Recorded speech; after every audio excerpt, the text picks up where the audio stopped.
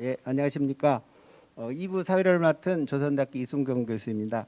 2부의 첫 번째 편은 1부와 연관된 부분이 많아서 같이 마무리를 지었습니다. 이제 두 번째 주제, 광주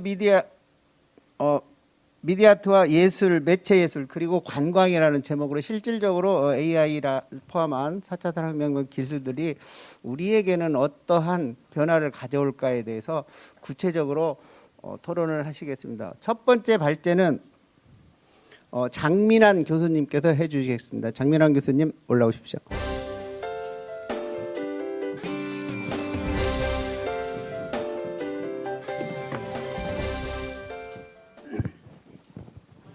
예, 반갑습니다. 교손대에서 미학이라는 전시계획을 가리키고 있고요. 예, 제가 이제 이번 시간에 제가 좀 하려고 하는 것은 지금까지는 AI를 중심으로 해서 AI와 어떤 예술 요 관계를 얘기를 했다고 한다면 저는 좀 일반적인 좀 얘기를 하려고 합니다. 문화 정책과 관련된 거, 그리고 이제 문화 정책과 미학이 어떤 연관성을 가지고 있는지. 그런 얘기를 하고, 이제 그런 얘기를 하다 보면 오늘 얘기했던 이런 AI와 관련된 이런 문제들이 어떻게 실제로 전시와 또 우리 시민들의 어떤 문화의 삶을 윤택하게 하는데 어떤 기여할 수 있느냐, 뭐 이런 얘기까지 연결되지 않을까 싶습니다. 그런 얘기를 좀 해보겠습니다. 예. 지금 제가 하고 싶은 얘기는 한 30분 동안 제가 하고 싶은 얘기는 이겁니다. 미디어 아트의 확장이 미디어 아트 창의 도시의 성공의 핵심이다. 이런 주제로 한번 좀 얘기를 좀 하고 싶습니다. 그러니까 일단 여러분 중에 또 이렇게 또 생각하시는 분이 있죠. 미디어 아트도 어렵고 미학도 어려운데 이걸 어떻게 얘기가 될 수 있느냐 이렇게 생각할 수 있는데, 가급적이면 제가 좀 쉽게 이 미디어 아트와 미학을 좀 연관시켜서 설명을 드리고요. 그것이 광주 미디어 아트 창의 도시의 어떤 발전에 어떻게 기여하느냐, 뭐 이런 문제를 한번 연결해서 한번 좀 설명을 드리려고 하겠습니다. 이렇게 세 개로 좀 나눠서 했는데요. 하나는 이제 미디어 아트 플랫폼 구축과 관련된 문제, 그리고 이제 거기에 핵심적인 요소가 이제 미디어 미학의 확장이고, 그 미학의 확장이 성공적인 미디어 창의 도시를 만든다. 뭐 이런 스토리텔링을 가지고 여러분한테 좀 얘기를 좀 해보려고 하고 있습니다. 이런 거죠, 뭐. 그러니까 우리 과제는 뭐가 되겠습니까? 광주가 이제 성공적인 미디어 아트 창의 도시가 되려고 한다면 뭘 해야 되느냐? 유네스코 지정 미디어 아트 창의 도시가 된 것이 뭐 14년서부터 했으니까 벌써 뭐 7년 뭐 이렇게 지나가고 있는 상황입니다. 예, 6년입니까? 6년 지나가고 있는 상황인데, 저도 이제 초기서부터 이제 지켜왔고, 뭐 여러 가지로 이제 참여를 했는데, 과연 그것이 제대로 되고 있느냐라고 했을 때 여러 가지 좀 여러 가지 문제거리가 좀 있다라고 생각을 드는데, 그걸 한번 좀 이번 시간에 한번 좀 정리해서 좀 말씀을 드리고, 그걸 어떤 생산적인 어떤 결과로 가져오면 좋지 않을까라고 생각을 합니다. 이런 거죠, 뭐. 이제 다음 주에 이제 미디어 아트 페스티벌이 이제 진행이 됩니다, 광주에서. 근데 성공적인 미디어 아트 창의 도시가 되려고 한다면 뭐 유명 작가를 초청해서 대규모로 일회성의 어떤 축제로 진행되면 그것이 성공적인 미디어 아트 창의 도시가 되느냐, 그렇게 생각은 하지 않는다라는 겁니다. 결국 이제 이것이 해야 될 것이 뭐냐면, 시민들이 미디어 아트로 인해서 삶의 활력을 갖고 있고 얻게 되고, 그걸 바탕으로 해서 어떤 지역 경제가 발전되고, 그것이 어떤 미디어 아트 창의 도시의 어떤 목표가 되는 것이 아니겠느냐라는 겁니다. 그러니까 선도적인 어떤 미디어 아트를 제작하고 그걸 전시하고 축제하고 그것이 이슈가 되고 관광으로 성공적으로 진행되고, 이런 선순환적인 구조를 구축을 해야 된다라는 거죠. 그러니까 그렇게 하기 위해서는 어떤 지금 중요한 것이 어떤 미디어 아트의 어떤 미학이 그런 어떤 미디어 아트로의 어떤 그런 선순환 구조, 선순환 어떤 구조를 만드는데 핵심 역할을 해야 되지 않겠느냐, 이런 얘기를 좀 드리고 싶습니다. 그래서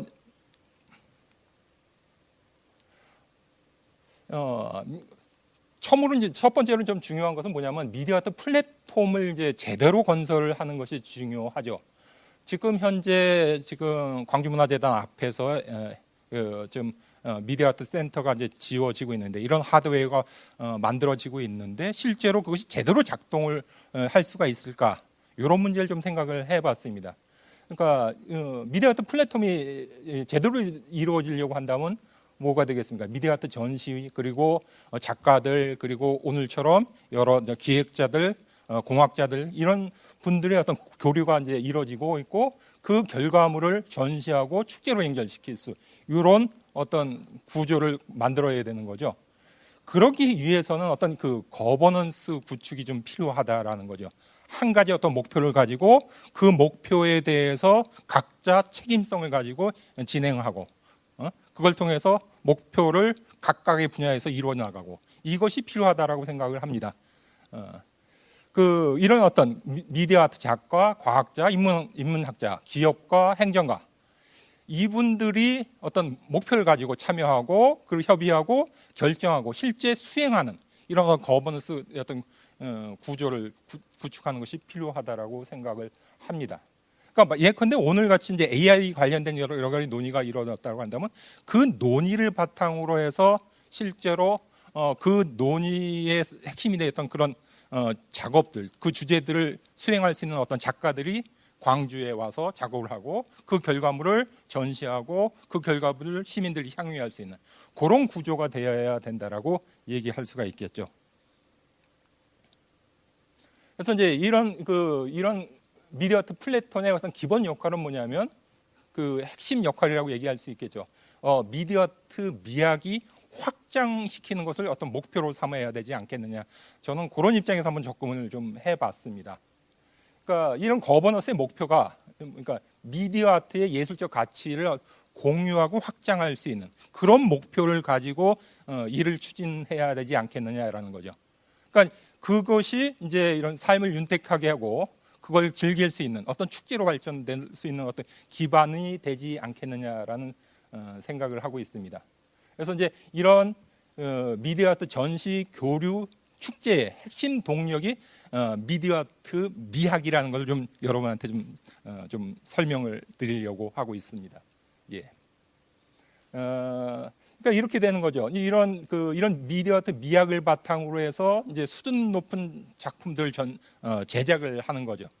근데 뭐 여기는 광주에서 활동하는 작가들뿐만 아니라 다른 지역에서 아니면 해외에서 오는 작가들을 유인하기 위해서는 광주에서 어떤 주제로 어떤 것을 목표로 해서 이번에는 예컨대 이렇게 되길 수 있죠. 뭐 AI를 목표로 해서 AI의 어떤 기반한 미디어 아트를 보이는 어떤 축제장을 마련한다. 이런 목표를 가지고 그 목표를 제대로 수용할 수 있는 어떤 연구자와 어떤 기획자, 작가들을 섭외를 하고 그걸 바탕으로 어떤 작업을 하고 그렇게 그걸 가지고 또 전시를 하고 그것을 축제로 하게 된다고 한다면 그것이 하나의 어떤 이슈가 되고 그 이슈가 되면 그것이 어떤 관광 산업에 어떤 기여를 하고 뭐 이런 구조가 되지 않을까라는 생각을 하고 있습니다. 그러니까 오늘날 그럼 미디어 아트 미학이 왜 중요한가? 이 문제를 여러분한테 좀 말씀을 드리겠습니다. 아까 얘기했던 것이 미디어 아트 플랫폼이 만들어져야 되고 그 플랫폼을 이루는 어떤 동력이 바로 미디어 아트 미학이라는 얘기를 여러분한테 좀 드리려고 하고 있습니다. 요거 먼저 한번 보시죠. 전통적인 어떤 매체 미술이죠. 우리가 볼 수 있는 뭐 회화라든지 조각이라든지 이런 것들과 어떤 미디어 아트의 차이는 뭐를 얘기를 할 수가 있을까요? 보통 이제 전통적인 어떤 매체 미술에서 추구하는 바는 뭐냐면 작가의 어떤 내면을 보여주고 있는 거죠. 그러니까 작가의 어떤 정신 세계라든지 감정이라든지 아니면 작가가 바라본 어떤 세계의 모습이라든지 이런 것을 이제 작품으로 전시한다라고 얘기를 할 수 있겠죠. 그에 반해서 미디어 아트는 어떻습니까? 여러 알고리즘을 바탕으로 해서 이미지를 합성하고 복제하고 또 그것이 무한 생성하고 그러니까 기존의 어떤 예술 작품의 어떤 감상 방식과는 전혀 다른 방식으로 이제 이루어지고 있다라고 얘기할 수 있겠죠. 그러니까 감상자 입장에서 본다고 한다면 전통 매체 미술 같은 경우는 어떻습니까? 이미지에 대해서 어떤 미적 관조를 한다는 거죠. 지그시 지켜보면서 저 이미지가 도대체 무엇을 의미하는가? 이것을 어떤 감상의 목표를 갖고 이제 하는 거라고 할 수 있겠죠. 그에 반해서 미디어 아트라는 것은 어떤 작가와 여러분이 다 아시는 것처럼 작품 그리고 감상자의 어떤 상호작용을 기반으로 해서 오감을 자극하는 어떤 멀티미디어 어떤 총체의 예술이라고 얘기할 수 있겠죠. 그러니까 기존의 어떤 전통적인 매체가 주는 바와는 다른 것들을 주고 있다라고 얘기할 수가 있습니다. 그래서 전통 매체 미술의 미학의 핵심은 뭐가 되겠습니까? 이미지 관조를 했을 때 얻을 수 있는 어떤 가치가 무엇인가? 이런 것들을 이제 미학에서 이제 얘기를 하겠죠. 그러니까 주로 이제 대표적으로 얘기할 수 있는 것이 뭡니까? 세계를 바라보는 어떤 새로운 방식들을 제공할 수도 있고요. 그리고 어떤 작가가 경험하는 어떤 새로운 세계, 그리고 어떤 작가가 경험하는 어떤 새로운 어떤 세계에 대한 어떤 감정들을 우리가 작품 속에서 얻을 수가 있다라고 얘기할 수 있겠죠. 그에 반해서 미디어 아트라는 것은 어떻게 되는 겁니까? 매체와 상호작용을 통해서 세상을 바라보는, 앞으로 진행될 수 있는 어떤 새로운 세상에 대한 어떤 새로운 시각들, 그러니까 인사이트라고 얘기할 수 있죠. 어떤 통찰을 제공을 해주는 게 목표가 될 수 있고요. 또 하나는 또 어떤 삶의 활력을 준다라고 얘기를 할 수 있겠죠. 그러니까 총체 예술이면서 동시에 그것이 인터랙티브한 작용을 통해서 우리가 움직이고 그것에 반응하고 있다는 것 자체가 가치 있는 경험이라는 그런 입장의 어떤 미학이 진행이 된다라고 얘기할 수 있겠죠. 그래서 전통 미학과는 다른 어떤 미디어 아트에 걸맞는 어떤 미학이 필요한 시점이 바로 오늘날이라고 얘기할 수가 있겠죠. 그런 논의가 이제 활성화가 되어야 될 상황이라고 얘기를 할 수가 있겠습니다. 그리고 이런 어떤 이런 것들이 그냥 단지 미디어 아트가 어떻게 가치가 있구나라는 설명에 그치지 않고 그런 것들이 어떤 개별 미디어 작품의 어떤 가치 평가의 어떤 기준으로 작동을 한다는 데서 이런 미학에 대한 연구가 반드시 진행이 되어야 된다라는 얘기입니다. 예컨대 이거 제가 이제 광주 미디어 아트 페스티벌 몇 년 전이죠? 지하에서 했던 때인데요. 그때 했던 장면입니다. 어떤 시각적으로 본다면 그 VR 게임방에서 하는 이런 놀이와 미디어 페스티벌에서 했던 이런 작업이 어떤 식별이 불가능합니다. 둘 다 보면 다 비슷한 거 아니겠냐 이렇게 생각이 들 수가 있다는 겁니다. 실제로 보면 VR 게임방에서 진행되는 것이 어떻게 보면 기술적인 수준에서는 훨씬 높은 것을 어떤 기술로 작동된다라고 얘기할 수가 있습니다. 근데 우리는 이런 페스티벌 전시에서는 VR 게임방에서 진행되는 그런 어떤 퍼포먼스보다는 어떤 작가가 하고 있는 이런 어떤 이런 퍼포먼스를 보여주고 있는 VR을 어떤 작품으로 전시를 한다라는 겁니다. 그렇다라고 한다면 어떤 근거로 어떤 기술적으로 고도화된 VR 게임방의 어떤 게임보다 이런 어떤 작가가 만든 더 저차원적인 수 있는 어떤 기술 기반의 어떤 VR 작품을 우리가 감상을 해야 되느냐 이런 문제가 제기가 될 수가 있겠죠. 지금 중요한 것은 이런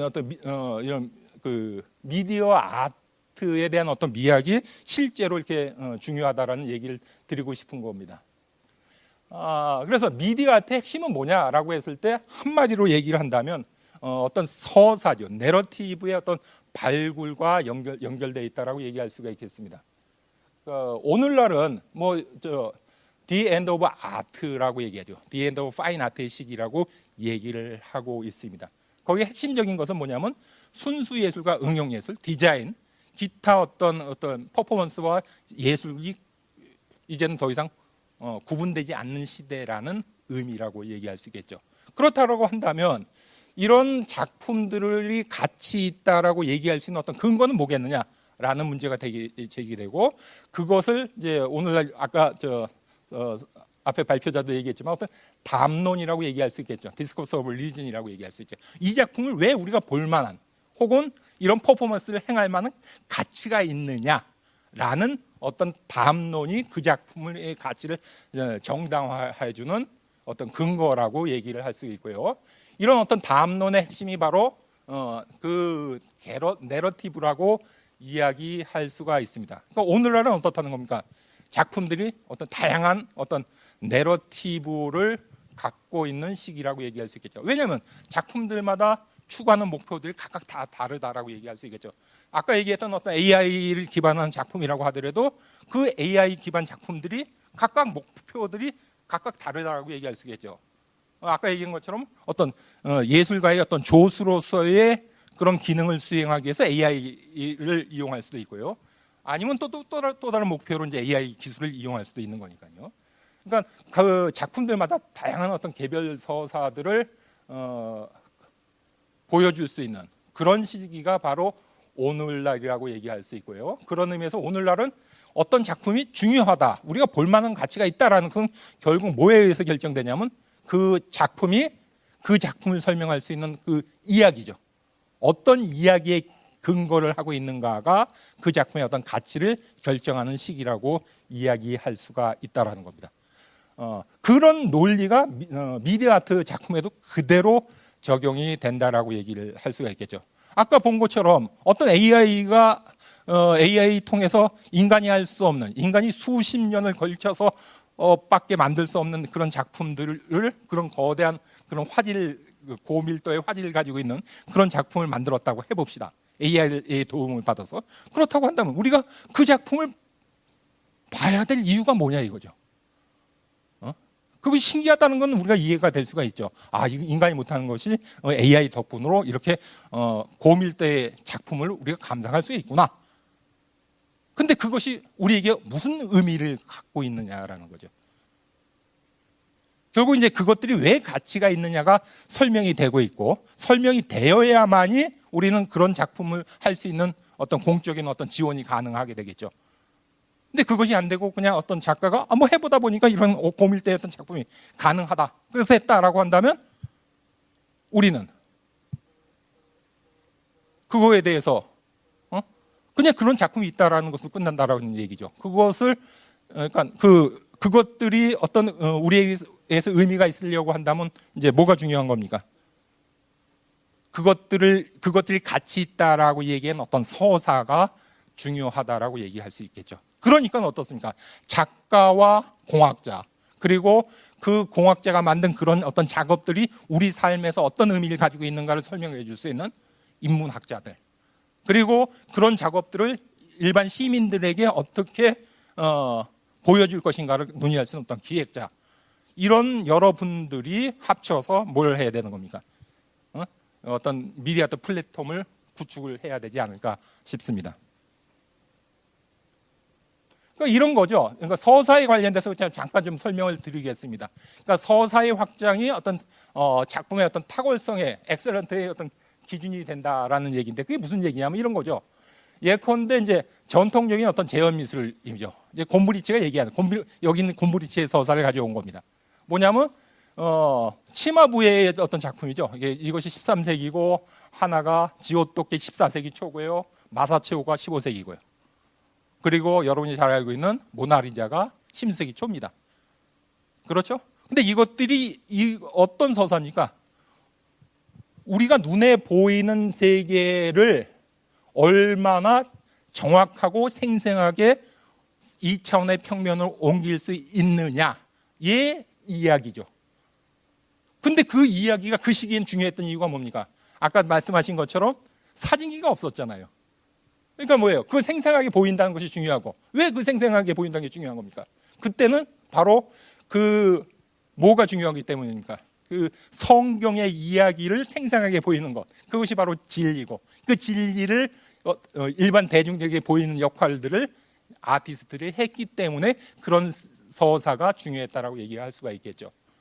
그렇기 때문에 이제 우리가 모나리자가 훌륭하다라고 얘기할 때 그 근거는 뭐가 되는 겁니다. 이런 서사에 입각해서 우리가 눈에 보이는 세계를 모나리자에 와서 여러분이 다 아시는 뭐 어떤 스투마토의 마토라든지 여러 가지 어떤 기법을 통해서 생생하게 보이는 차원을 한 단계 높여 놓았기 때문에 우리는 레오나르도 다빈치의 모나리자를 훌륭하다라고 얘기한다는 겁니다.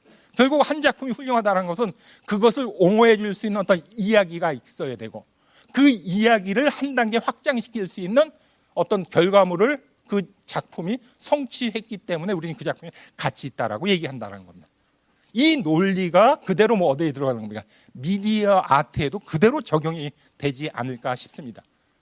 그러니까 단지 어떤 고급 기술을 사용했다, 남들이 못하던 걸 했다라는 것이 중요한 것이 아니라 그런 어떤 고급 기술을 하고 남들이 못했던 작업들이 우리 삶에서 뭐 어떻게 중요한가를 설명해주고 그렇게 중요한 그런 이야기를 그 어떤 특정 작품이 한 단계 더 발전시켰다.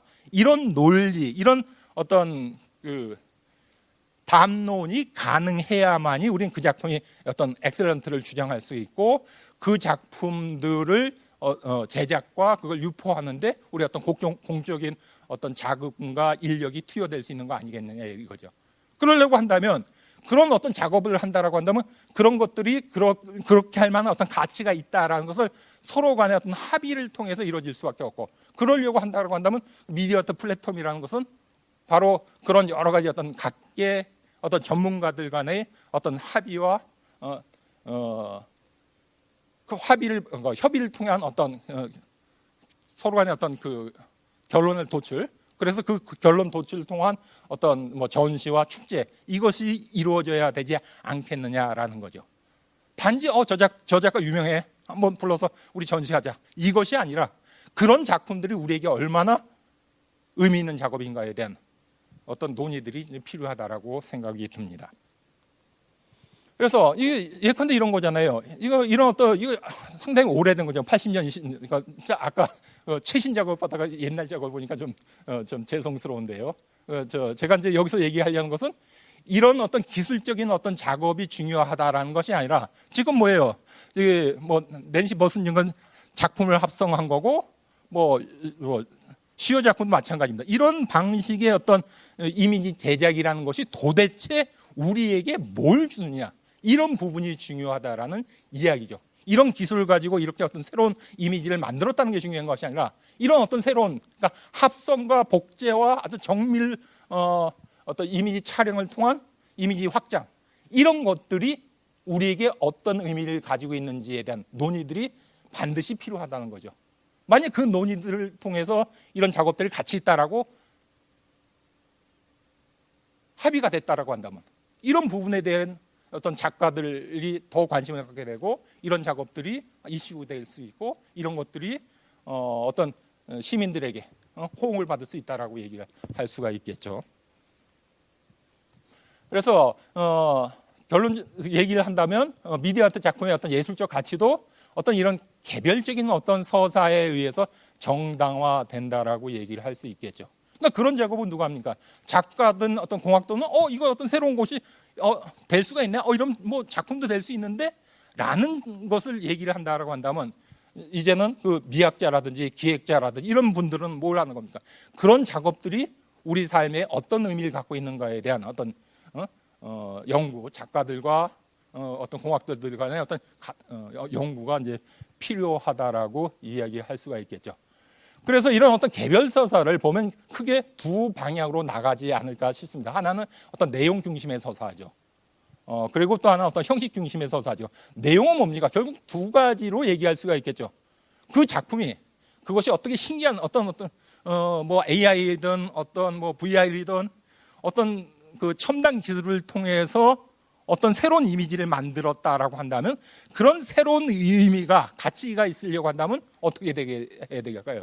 그 이미지가 세상을 바라보는 새로운 시각을 우리에게 제공을 하던가 아니면 그런 작업들이 우리의 어떤 삶을 위안을 주던가 이런 것들을 통해서 어떤 정당화될 수밖에 없다라는 것이죠. 그리고 이제 또 하나는 이제 얘기할 수 있는 것이 뭐냐면 어떤 삶에 활력을 주는 어떤 미적 체험을 얻을 수 있는 그런 작업들이 이제 진행되죠.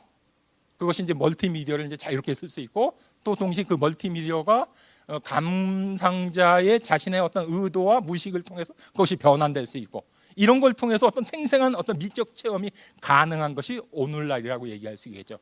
그런 체험들이 어떤 가치를 지니고 있는가에 대한 어떤 연구가 필요하고 그런 연구를 바탕으로 어떤 서사들을 만들어 나가는 것이 어떤 인문학도 미학자들의 임무라고 얘기를 할 수가 있겠죠. 그리고 이제 형식 중심의 서사라고 한다면 뭐가 되는 겁니까? 어떤 새로운 알고리즘을 개발하고 그 알고리즘에 기초한 어떤 내용들을 이제 보여주는 작업들이라고 얘기할 수 있겠죠. 아까도 잠깐 말씀이 나온 것 같은데요. 그러니까 기존의 어떤 알고리즘을 이용해서 어떤 작품을 만드는 사람들과 어떤 새로운 알고리즘을 만드는데 목표를 둔 작가들, 분명히 두 작가는 다르다라고 얘기를 할 수가 있겠죠. 그러니까 첫 번째 작가들, 그러니까 기존의 알고리즘을 이용한 작가들은 어디에 해당되는 겁니까? 뭐 첫 번째에 해당되는 거죠. 자기 나름대로 어떤 새로운 가상 세계를 만들거나 아니면 어떤 삶의 활력을 주는 새로운 어떤 퍼포먼스를 만들거나 뭐 이런 쪽이라고 얘기할 수 있고요. 그에 반해서 새로운 알고리즘을 만드는 사람들은 뭐라고 얘기할 수 있습니까? 그 알고리즘 만든다는 것 자체에 가치가 있는 분들이고요. 그 알고리즘 자체의 어떤 서사를 얘기할 수가 있겠죠. 그 둘 중에 어느 것이 더 우위가 있느냐라는 것은 얘기할 수 없는 시기가 바로 오늘날이라고 얘기할 수 있고, 그런 의미에서 우리가 지금 현재 다원주의 시기라고 얘기를 할 수 있겠죠. 그 각각의 이야기들이 어느 것이 더 우월하느냐 이런 건 얘기할 수 없고, 서로 간의 어떤 합의를 통해서 지금 현재 그 어떤 공적인 어떤 자금과 인력이 어느 정도가 있는데 그것을 어느 영역, 어느 서사에다 투여할 것인가, 이것은 결국 서로의 협의, 뭐 다수결로 결정될 수밖에 없는 거라고 얘기할 수 있겠죠. 근데 그것을 이제 그 공적 자금을 쓸 수 있는 어떤 공무원 행정 집단이라든지에 의해서 이게 일방적으로 결정될 수 있는 상황은 아닌 시대가 오늘날이라고 얘기할 수가 있겠죠. 그래서 이제 그 미디어터의 서사축, 그거에 대한 한 페이지 더 만들었습니다. 결국 뭘 얘기했습니까? 그러니까 4차 산업혁명 이후에 어떤 삶의 방식에 대한 어떤 질문이 주된 어떤 서사의 축이 되겠죠. 뭐 이런 작업이 지금만 진행되는 것이 아니라 뭐 20세기 초반에도 그렇게 되는 거 아닙니까? 아까 말씀하신 것처럼 사진기가 등장하면서 당황을 하게 되고, 우리는 지금 뭘 해야 되느냐? 기존까지는 어떤 세상의 어떤 진리를 보여줬는데 이제 카메라가 다 할 수가 있게 된 세상이다. 그럼 우리가 해야 될 일이 뭐냐? 이런 문제가 20세기 초반에 아방가르디스트의 어떤 문제의식이었던 것처럼 오늘날도 마찬가지로 세상은 변하고 있고, 세상이 어떻게 될지 아무도 모르고, 그 세상이 그런 세상을 설명할 수 있는 어떤 여러 가지 매체가 발전되는 이 시점에서 미디어 아트에서는 뭘 해야 되느냐, 이런 질문을 가지고 이제 작업하는 작가들도 있을 거라는 겁니다. 그런 작가들이 이제 하는 것들이 이제 그 나름대로 그런 것을 대답할 수 있는 어떤 가상 세계를 이제 구축해서 우리에게 보여주는 작업을 하겠고요. 그런 것들에 대한 어떤 대표적인 것이 지금 얘기하고 있는 어떤 인공생명이라든지 AI 서사, 아니면 몸이라든지 인간 정체성에 대한 어떤 서사 등등, 이런 이야기들이 바로 이런 어떤 그 가상 세계를 보여주는 것들의 어떤 대표적인 어떤 서사들이라고 얘기를 할 수 있고요. 이것은 앞으로 무궁무진하게 확장될 수가 있다라는 겁니다. 그러니까 예컨대 광주에서 미디어 아트 플랫폼이 있다라고 한다면 그런 서사를 선점할 수가 있지 않겠느냐라는 거죠. 그 선점을 통해서 거기에 적합한 어떤 작가들을 모으고 그들을 지원하고, 그걸 통해서 어떤 새로운 서사를 보여주는 어떤 작품들을 전시하고, 이런 것들이 광주에서 이루어지면 어떨까라는 생각을 하고 있습니다. 그러니까 예컨대 지금 보면 이런 거잖아요. 이런 것, 이런 인공생명이라든지 지금 보고 있는 이런 그 AI 기반한 어떤 작업들을 통해서 뭘 얘기하는 겁니까? 어떤 생명 탄생의 어떤 그 은유를 우리가 이런 작품에서 본다라고 한다면, 이런 인공생명의 어떤 이런 대화, 그러니까 인공지능의 어떤 이런 가지고 있는 AI들의 어떤 대화를 통해서 우리는 뭘 보는 겁니까? 우리라는 것이, 우리가 말한다는 것이 어떤 의미를 가지고 있는가라는 것에 대한 우리가 생각해 볼 수 있는 어떤 기회를 제공을 해준다라는 거죠. 이런 방식으로 어떤 새로운 어떤 서사들을 만들고 되고, 그 서사들을 발전시킬 수 있는 어떤 작가들을 양성하고 도와주고, 이런 작업들을 해야 된다라고 생각이 듭니다. 그렇죠? 예. 그리고 또 다른 축은 아까 얘기했던 어떤 살아있는 미적 경험이라고 얘기할 수가 있겠습니다. 이거는 이제 이렇게 얘기를 할 수 있겠습니다. 기존의 어떤 그 전통적인 미학은 어떤 미적 관조라고 말씀을 드렸습니다. 지그시 작품을 보면서 작품이 어떤 의미를 가지고 있느냐에 집중한 어떤 그런 어떤 담론들이 중심 담론이었다는 겁니다. 그런데 오늘날 와서는 어떻습니까? 이런 작업들이 이런 어떤 퍼포먼스 기반의 어떤 작업들이 주된 작업이 되고 있고, 그런 작업을 설명할 수 있는 이론들이 이제 속속 만들어지고 있는 상황입니다. 그 대표적인 이론으로서 우리 프라그마티즘 미학을 얘기할 수가 있겠습니다. 대표적으로 뭐 존 두이라든지 뭐 리차드 시트만이 얘기하는 어떤 하나의 경험 혹은 살아있는 어떤 미적 경험, 이 인간에 있어서 중요하다는 주장을 하고, 그런 경험들이 바로 이런 미디어 아트 작품을 통해서 가능하다라는 그런 어떤 서사를 만들 수가 있겠죠. 이런 서사를 가지고 이제 인터랙트 기반의 어떤 퍼포먼스 작품이라든지 혹은 멀티미디어 작품이라든지 어떤 게임 기반의 어떤 미디어 아트의 어떤 가치를 설명하는 어떤 서사를 만들 수가 있을 거라고 생각이 듭니다. 그러니까 이런 서사를 만들고 이런 서사에 해당되는 어떤 작가들의 어떤 작품들을 전시하고 그걸 이슈로 만들고 그것을 어떤 관광 자원으로 만들고, 이런 구조가 되어야 된다라는 말씀을 드리고 싶습니다. 이제 좀 정리를 좀 하겠습니다. 그 플래톤의 역할은 미디어 아트의 미학, 다른 얘기로 얘기한다면 미디어 아트의 어떤 서사를 발굴하고 그것을 전시와 교류 그리고 어떤 축제로서 확장하는 작업을 미디어 아트 플랫폼이 해야 될 것 같습니다. 그런 그 플랫폼에서 이제 핵심이 되는 것이 바로 뭐가 되는 겁니까? 바로 이런 어떤 서사가 될 거라고 얘기할 수 있겠죠. 그러니까 오늘 와서는 과거의 어떤 미학의 핵심이었던 예술적 진리라든지 어떤 미적 형식이라든지 이런 어떤 전통적인 어떤 기준을 가지고는 어떤 예술적 가치 가지고는 미디어 아트를 설명할 수 없는 시대에 이제 도래를 했기 때문에 이제는 어떤 새로운 어떤 서사들을 발굴하는 거죠. 왜? 지금 있긴 있는데 지금은 그것들이 땅에 묻혀 있는 상황이라고 얘기를 할 수가 있는 거죠. 그런 이야기들을 발굴하는 작업들이 작가와 공학도 그리고 인문학자가 힘을 합쳐서 해야 될 부분이라고 얘기를 할 수가 있겠죠. 그래서 오늘날 와서는 이 미디어 아트 가치를 설명해 줄 때 서사가 반드시 필요한 시대라는 이야기입니다. 아까 제가 이제 발표를 들으면서 계속 저 혼자 생각했던 것이, 그래, 그렇게 새로운 AI를 통해서 어떤 새로운 작품들이 등장하고 있다. 그럼 저 작품들이 우리에게 도대체 무슨 의미가 있을까라는 생각을 계속 하게 됐습니다. 그런 작업들이 의미가 있다는 것을 이제 미학자라든지 기획자들이 생각을 하고 그것을 우리에게 실제로 도움이 될 수 있는 방식으로 확장하는 그런 노력들이 이제 필요하다라고 얘기할 수가 있겠죠. 근데 결국은 뭐가 되겠습니까? 그 서사가 우리의 삶에 얼마나 중요하고 필요한가? 이런 입장에서 그 작업들을 분석하고 그것을 확장하는 자세들이, 그런 작업들이 미디어 아트 플랫폼에서 이루어져야 된다라고 생각이 듭니다. 됐죠? 예.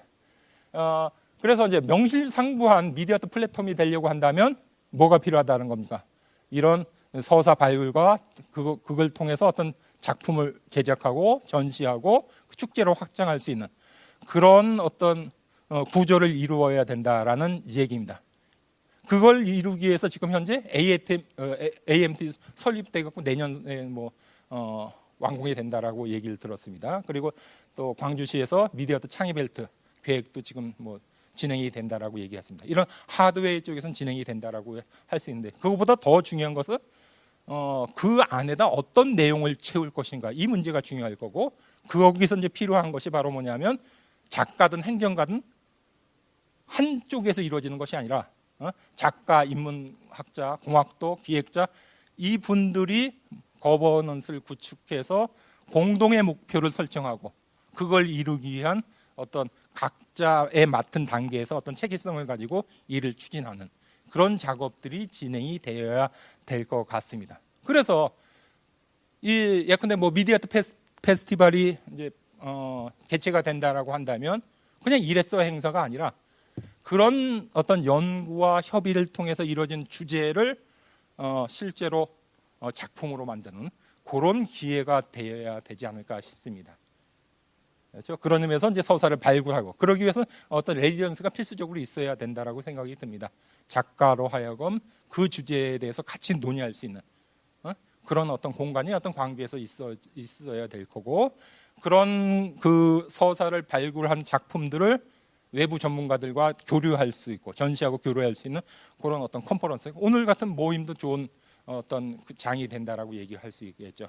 그리고 그런 것들을 이슈로 만들고 확장할 수 있는, 축제로 만들 수 있는 어떤 기획자가 반드시 있어야 된다라고 생각이 듭니다. 이런 과정이 이제 뭐 일시적으로 이루어지는 것이 아니라 그 AMT 그 센터를 중심으로 지속적으로 이루어져야 될 거라고 생각이 듭니다. 마지막으로요, 이런 성공적인 미디어아트 창의 도시를 위해서는 바로 미디어아트가 시민의 삶의 질을 향상하는 데 기여하는 그런 목표가 뚜렷이 있어야 된다라고 생각이 듭니다. 결국에 두 가지라고 얘기할 수 있겠죠. 4차 산업혁명 시대의 미래를 새롭게 보는 창으로서 미디어 아트가 역할을 하고, 기존의 작품들이 해줄 수 없는 것들, 멀티 기반의 어떤 인터랙티브한 어떤 작품들이 우리가 미처 몰랐던 어떤 우리의 삶, 우리의 어떤 경험을 새롭게 조망할 수 있는 그런 기회를 제공해주고 그런 체험할 수 있는 어떤 장을 마련을 해준다라고 얘기할 수 있겠죠. 이런데 이제 기여를 할 수가 있고, 이런 것들이 이제 전시나 축제를 통해서 만들어지고 그것이 지역 경제 활성화에 더 기여가 될 수 있고, 그러니까 그것이 이제 활성화되어야 되는 거지. 활성화되는 방식은 결국은 뭐냐면 좋은 작가들이 좋은 내용을 가지고 전시를 하고 이렇게 되어야 될 거겠죠. 그래서 그 입소문이 나고 외지에서도 아니면 해외에서도 전시를 보러 와야 된다. 이건 좋은 전시다, 좋은 축제다라는 그런 입소문이 나야 된다라는 거죠. 그러기 위해서는 그것을 이례적인 행사로 끝나는 것이 아니라 거기에서 그 전시와 축제가 담는 이야기가 우리의 삶에서 중요하고, 그런 중요한 이야기를 광주에서 선도적으로 이뤄 나가는 것이다라는 어떤 포지셔닝을 취해야 하는 것이 이제 필요하다라고 생각을 합니다.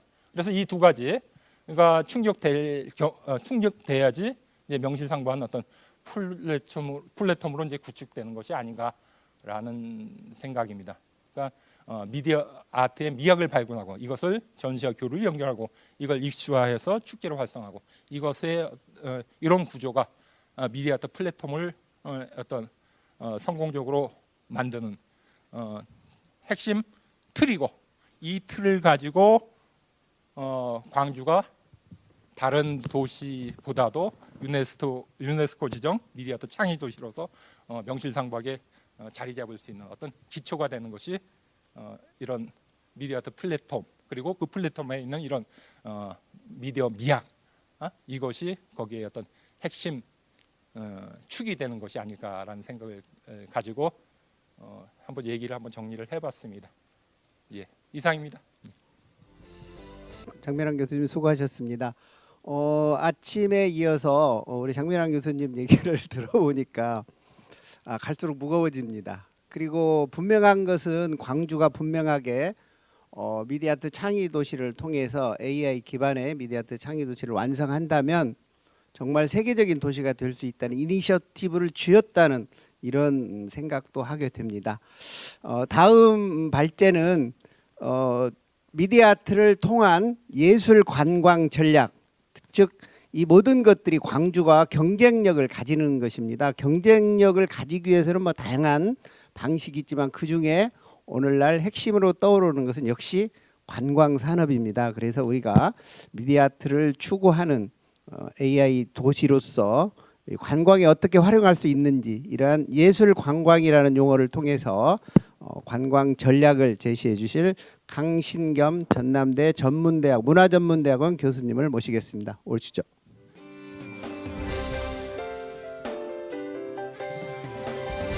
네, 반갑습니다. 전남대학교 문화전문대학원 강신겸입니다. 제가 오늘 말씀드릴 주제는 소개해 주신 대로 미디어아트와 우리 광주의 관광을 어떻게 연계할 수 있을까 하는 얘기입니다. 저는 앞선 발표를 들으면서 저 같은 사회과학을 하는 사람들은 미디어아트, 테크놀로지, 알고리즘 뭐 아주 현기증이 나서 이게 무슨 얘기지 이런 생각이 들었습니다. 그런데 우리 장민환 교수님께서 도대체 이런 기술이, 이런 미디어 아트가 우리에게 어떤 의미가 있는가라는 질문을 던져주셨고, 저는 아마도 그런 의미들을 어떻게, 누구에게, 어디서 전달해서 방문자들에게, 우리 오디언스들에게 공감을 얻고 또 만족을 주고 나아가서 우리 도시경제에 보탬이 되도록 만들어 갈 거냐, 이 구체적인 솔루션을 고민해야 하는 것이 제가 뭐랄까요, 발표할 주요 내용이 아닌가 이런 생각을 해봅니다. 그래서 앞서 장민환 교수님 말씀해 주신 부분에 전적으로 공감하고 저에게도 좋은 인사이트가 된 것 같습니다. 우선 광주라고 하는 도시를 먼저 좀 봐야 할 것 같습니다. 여러분이 이미 알고 계시는 것처럼 우리 광주는 문화도시로서 위상을 갖기 위해서 무척 애를 쓰고 있습니다. 1995년에 비엔날레가 시작된 이래로 지금까지 여러 가지 노력들을 많이 해왔습니다. 그래서 아시아 문화중심 도시 조성이라고 하는 그런 목표도 세웠고, 또 2005년부터 실제로 이런 2015년에 아시아 전당을 완공하기도 했습니다. 그래서 어쨌든 이런 일련의 노력들은 80년대 이후에 전 세계 도시들이 지향해 왔던 그런 문화도시로서의 어떤 비전과 전략들을 우리 광주도 아마 같이 가는 그런 맥락이었습니다. 그런데 그런 전략들이 과연 어디까지 와 있는가? 여러분 잘 아시는 것처럼 광주는 아시아 문화중심 도시라고 하는 전략을 비전을 세우고 지금까지 20여 년간에 아주 꾸준히 이렇게 진행해 왔습니다. 그런데 그 여러 가지 우리 전략 중에서 크게 4가지의 전략이 있었습니다. 그 문화중심 도시 조성 사업의 첫 번째는 바로 ACC 국립아시아문화전당을 건립하는 것이었고, 그리고 문화적 도시환경 조성 사업이 두 번째 사업이고, 세 번째가 바로 문화예술의 진흥과 관광산업의 육성이라고 하는 과제였습니다. 그러면 지금까지 20년 동안 우리는 어디까지 와 있는가? 이 4가지 과제 가운데서 조금씩은 다 노력을 해왔겠습니다만 아직도 갈 길이 멀다. 지금 이제 겨우 첫 번째 과제, 국립아시아문화전당을 조성한 사업을 말하면 건립을 완공한 이 단계에 와 있고, 그 역시 활성화는 여전히 좀 거리가 있다 이런 평가를 받고 있긴 합니다만 어쨌든 여기에 와 있습니다. 두 번째 과제 아직까지 지지부진합니다. 세 번째 과제 관광산업의 육성 역시 우리의 기대와는 다르게 아직까지도 조금 좀 부족한 게 많이 있는 것 같습니다. 그런 관점에서 오늘 제가 관광산업과 문화 도시 전략 그리고 미디어 아트를 함께 얘기하려고 합니다. 아마 우리가 유네스코 미디어 창의도시로 이렇게 지정받고 인정을 받고 여러 가지 노력을 기울이는 것은 아마도 앞서 살펴보았던 그런 문화도시로 가는 긴 여정에 있어서 우리에게 큰 디딤돌이 될 수 있다고 판단했기 때문에 이런 사업을 추진해 왔고, 실제로 지금까지 많은 노력 끝에 오늘에 이르게 되었습니다. 그래서 이 나름은 굉장히 우리 광주로서는 의미 있는 작업이었다고 생각합니다. 그런데 우리가 여기서 한번 살펴볼 게 있습니다. 한번 좀 생각해 봐야지요. 우리가 문화도시라고 하는 게 우리의 목표, 우리가 정말로 어떤 결과를 기대하는가라는 것에 있습니다. 물론 창조적인 감수성이 풍부한 그런 도시로서 우리가 아까 우리 장민환 교수님께서 앞서 말씀하셨듯이 우리 시민들의 삶에 있어서 정말 문화적인 그런 삶을 향유할 수 있는 도시를 만들어가는 것이 중요하죠. 두 번째는 역시 이 문화도시 전략은 문화로 이 도시가 먹고 살겠다는 거 아니겠어요? 그렇죠? 그래서 우리는 컬처노믹스라는 큰 틀 속에서 이 문화도시 전략을 추진하고 있는데, 그럼 구체적으로 문화도시를 만들어서 무엇으로 도시경제를 활성화시킬 거냐? 저는 2가지라고 생각합니다. 문화 그 자체의 힘을 가지고서 문화 산업으로, 문화 콘텐츠 산업으로 만들어서 새로운 성장 동력을 만들어가는 것이고, 두 번째는 그런 문화적 창조성, 창조적인 문화 환경을 바탕으로 해서 관광객을 끌어들여서 도시 경제를 활성화시키는 이 크게 두 가지 전략이 있다고 생각합니다. 실제로 많은 유럽의 도시들은 그 두 가지 전략을 적절히 믹스해서 가지고 가고 있고요. 물론 도시의 여건에 따라서 관광 산업이 더 먼저일 수도 있고 문화 산업이 더 먼저일 수도 있습니다.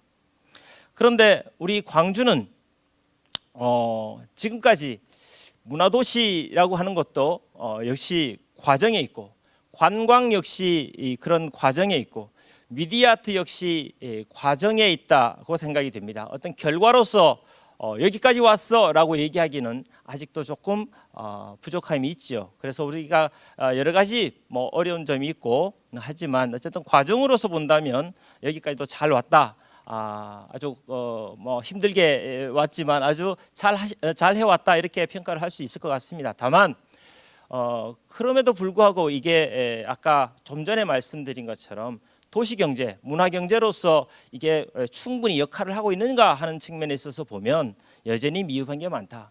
우리 광주 관광산업만 보더라도 우리가 문화도시를 지향해야 한다는 얘기는 사실은 많았지요. 우리 문화도시야라고 하는 담론들은 뭐 차고 넘쳤습니다. 근데 우리가 관광도시, 교류의 도시를 만들어야겠다라고 하는 담론은 여전히 부족합니다.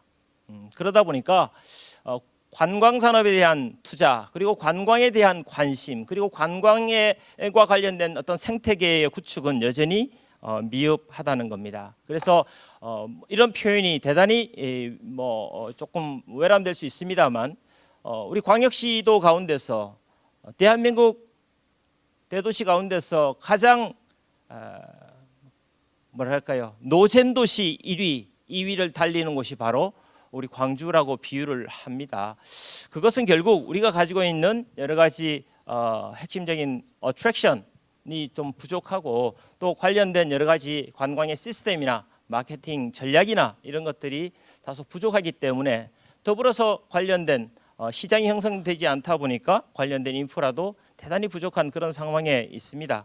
그러나 뭐 그런 것들이 어렵기만 한 것은 아니고 최근에 우리 광주가 역시 말씀 우리 드렸던 것처럼 문화도시 조성 사업의 일환으로 만들어진 우리 ACC를 비롯해서 또 최근에 오픈한 뭐 전일빌딩 이사후 같은 공간들 그리고 광주 관광재단과 같은 이런 새로운 거버넌스들이 출현하면서 뭔가 새로운 기대를 하게끔 하는 그런 시점에 와 있다고 생각합니다. 그래서 한마디로 요약하면 광주는 다른 어떤 도시보다 예술이라든지 문화 뭐 이런 것들은 비할 나위 없이 경쟁력이 있다고 생각이 되고요. 이미 우리가 예향으로 지칭되듯이 그런 어떤 잠재력은 있다. 그리고 이런 미디어 아트를 비롯해서 그동안의 비엔날레를 통해서 축적해 왔던 국제적인 네트워크가 지역 내의 예술가들의 풀도 다른 어떤 지역보다 풍부하다. 그래서 그런 점에 있어서는 우리는 충분히 뭐 관광이든 문화도시이든 이런 전략을 추진하는 데 있어서 가능성과 잠재력은 충분히 있다 이렇게 생각을 합니다. 그래서 앞으로 이 관광이라고 하는 측면에서 금년부터 지금 광주는 그동안의 광주는 사실은요 문화도시를 지향했지만 문화도시에 걸맞는 관광 브랜드 광주하면 생각나는 무엇이 없었습니다. 그래서 금년부터 예술 여행도시 광주라고 하는 새로운 슬로건을 가지고 관련된 전략을 짜고 있고요. 그래서 이 예술이라고 하는 것을 광주 어트랙션의 핵심에 두려고 합니다. 핵심 가치로 두려고 하는 것이지요. 또 핵심 이미지로 만들어 가려는 겁니다. 그러자면 우리가 구체적인 장소나 공간이나 상품이 있어야 합니다. 또 예술도 너무나 넓지 않습니까? 그죠? 그래서 우리 광주가 가장 경쟁력이 있을 수 있는 예술의 장르가 어떤 부분이고 어떤 가치를 우리는 내세울 거냐 이런 점에 있어서 미디어 아트는 그동안 우리가 해왔던 현대미술과 더불어서 광주가 가장 또 독특하게 방문객들에게 뭔가 새로운 경험을 제공할 수 있는 그런 영역이 아닐까 이런 기대를 가지고 있고요. 그래서 제가 지금 예술 여행도시 광주, 예술관광도시 광주 전반적인 사업계획, 비전을 짜고 있는데요. 그 계획 속에서 미디어 아트 역시 큰 부분을 차지하도록 그렇게 설정을 하고 있습니다. 그래서 그동안에 비엔날레를 통해 축적된 그런 현대 미술의 어떤 그런 잠재력과 또 미디어 아트 이런 것들이 결합되면 아마 새로운 예술광의 컨텐츠로 주목받을 수 있지 않을까 이런 기대를 해보고요. 그런데 지금까지 우리가 해야 할 또 그런 점에서 고민할 점이 몇 가지 있다고 생각합니다. 말씀하셨지만 여행객들에게 미디어 아트가 매력적인 컨텐츠가 될 수 있을까요? 지금 단계 수준에서, 지금 말씀하셨던 기술의 수준에서. 또 한 가지 질문을 드리겠습니다. 우리가 그동안 해왔다는 미디어 아트 페스티벌은 과연 매력적이었습니까? 매력적일 수 있을까요? 어떤 점에서 매력적일 수 있을까요? 말씀하셨듯이 기술로서 미디어 아트를 어떻게 구현할 거냐 이런 엔지니어적인 어프로치만 가지고 과연 이 미디어 아트가 관객을 만날 수 있을 거냐, 저 방문객들에게 만족을 줄 수 있을 거냐, 새로운 인사이트를 줄 수 있을 것인가? 저는 아직 우리가 가야 할 길이 멀다는 생각이 듭니다. 그래서 우리는 도대체 지금 단계에서 이렇게 갈 수 있어. 좋아. 비전은 좋습니다. 그러나 지금 단계에서 구체적으로 우리는 무엇을 어떻게 구현해 나가야 하지? 이런 고민들을 저는 하게 되었습니다. 지금까지 해왔던 미디어 아트 페스티벌만 보겠습니다. 역시 그동안의 비엔날레가 그런 비판에 직면해 있었듯이 우리 광주의 여러 가지 문화와 관련된 문화예술과 관련된 이벤트들 저는 더할 나위 없이 먼저 시작했고 좋은 컨텐츠를 가지고 있다고 생각하고 이미 그런 브랜드를 구축해 왔다고 생각합니다. 그럼에도 불구하고 소위 말하는 왜 그들만의 잔치라고 하는 그들만의 리그라고 하는 비판에 직면해 있는가? 저는 한 가지라고 생각합니다. 예술성과 대중성 그리고 그 예술성과 대중성을 기반으로 경제성 말하자면 도시경제에 뭔가 떨어뜨려야 된단 말이죠. 그런데 우리는 지금까지 너무나 예술성을 강조하지 않았을까? 예술성이 중요하지요. 그러나 그 예술이 대중을 만나려면 그 예술 자체로여서는 안 된다는 거죠. 그 예술에서 대중들을 만날 수 있는 대중들의 눈높이에 맞게 프로듀싱을 해야 한다는 겁니다. 그 과정이 생략된 채 예술 그 자체만으로 여러분 오세요, 보세요, 우리 이렇게 훌륭합니다. No. 대중들은 공감하지 못하는 거죠. 그 중간에 매개를 어떻게 매개체를 만들어낼 거냐. 저는 이게 우리의 고민이라고 생각합니다. 다시 말씀드리면 저 빛의 벙커, 제주에 있는 빛의 벙커는 이 미디어 아트 첨단 기술에 비하면 저 기술적인 수준이나 완성도는 그렇게 높지 않은 기술이라고 저는 들었습니다. 잘 모르겠지만 저런 정도는 누구나 이 정도 구현할 수 있어 그렇게 전문가들이 말씀하시대요. 그런데 저 빛의 벙커는 기술의 완성도가 아니라 대중의 눈높이에 맞췄기 때문에 성공할 수 있다고 저는 생각합니다. 그 점이 중요하다는 거죠. 그러니까 예술성을 강조하지 말아라. 그게 중요하지 않다가 아니라 중요합니다. 그래서 그 예술성을 중심으로 오는 관객이 있을 거고요. 그 오디언스가 있습니다. 그러나 우리가 보다 많은 대중들과 공감대를 형성하려면 조금 더 쉽고 그분들의 눈높이에 맞는 컨텐츠들을 제공해야 하지 않을까요? 근데 광주 미디어 아트 페스티벌이 지금까지 우리가 말하자면 그 예술성을 너무 강조하다 보니 그 대중성, 시민들과 여행객들에게 우리가 이런 도시입니다. 오세요. 라고 이 어트랙션을 소개하지 못한 거 아닌가. 더 나아가면 그게 그걸로 끝났다는 거죠. 정말 우리 도시에 와서 소비할 수 있는 구조를 우리는 얼마나 고민했지? 비엔날레 마찬가지였습니다. 제가 연구를 해보니까 비엔날레 20년 동안 하는 동안에 과연 우리 주변에 맛집, 아주 비근한 예로 맛집 우리의 여행지들이 비엔날레 작품과 함께 팜플렛 뒤에 소개된 적이 있었을까요? 없더라고요. 왜 그렇죠? 거기는 들어가면 안 되나요? 그죠? 그래서 우리는 그런 노력들이 지금 좀 필요한 것 같습니다. 그래서 예술성 대단히 중요합니다. 추구해야지요. 그거는 뭐 본질입니다. 그렇죠? 그 본질을 추구하되 좀 더 많은 시민들과 좀 더 많은 관광객들을 통해서 우리 도시가 먹고 살려면, 말하자면 새로운 부가가치를 창출하려면 조금 더 그 눈높이를 조정해 주셔야 한다. 바로 그 눈높이에 맞는 것들도 함께 있어야 한다. 이렇게 저는 주장을 하고 싶습니다. 네. 제가 오늘 말씀드릴 내용은, 제안드릴 내용은 크게 네 가지입니다. 다섯 가지인데요. 첫 번째는 미디어아트 도시로서의 광주가, 미디어아트 창의 도시로서의 광주가 어떤 브랜드 이미지를 만들어 갈 거냐, 명확하게 목표를 정해라. 그리고 그것에 맞게 앞으로 10년 동안 일관성 있게 전략을 추진하셔야 한다. 미디어아트 창의 도시라는 것도 다양한 포지셔닝이 있을 수 있습니다. 같은 미디어아트를 적용한 도시일지라도 리용과 광주는 다를 수 있지 않겠습니까? 광주와 말하자면 조금 전에 뭐 적절한 비유인지는 모르겠으나 저런 제주에 있는 컨텐츠들과는 우리가 다를 수 있다면 그 포지션은 어디인지를 정해야 된다고 생각합니다. 우리가 광주가 미디어아트 도시로 선도적이라 해서 모든 미디어아트 영역을 다 할 수 있나요? 또 그걸 다 보여줄 수 있나요? 저는 그렇지 않다고 봅니다. 그래서 그런 점에 있어서 좀 브랜드 전략을 다시 한번 생각해 봤으면 좋겠다. 이런 말씀을 좀 드리고 싶고요. 아까 말씀하신 그 브랜드를 만들어가는 상징적인 아이콘으로서 미디어아트 페스티벌이 있습니다. 아까 저는 장 교수님께서 말씀해 주셨던 시민들의 축제로서 이것들을 거듭나게 해야 한다라는 말씀을 해주셨는데 전적으로 공감하고요.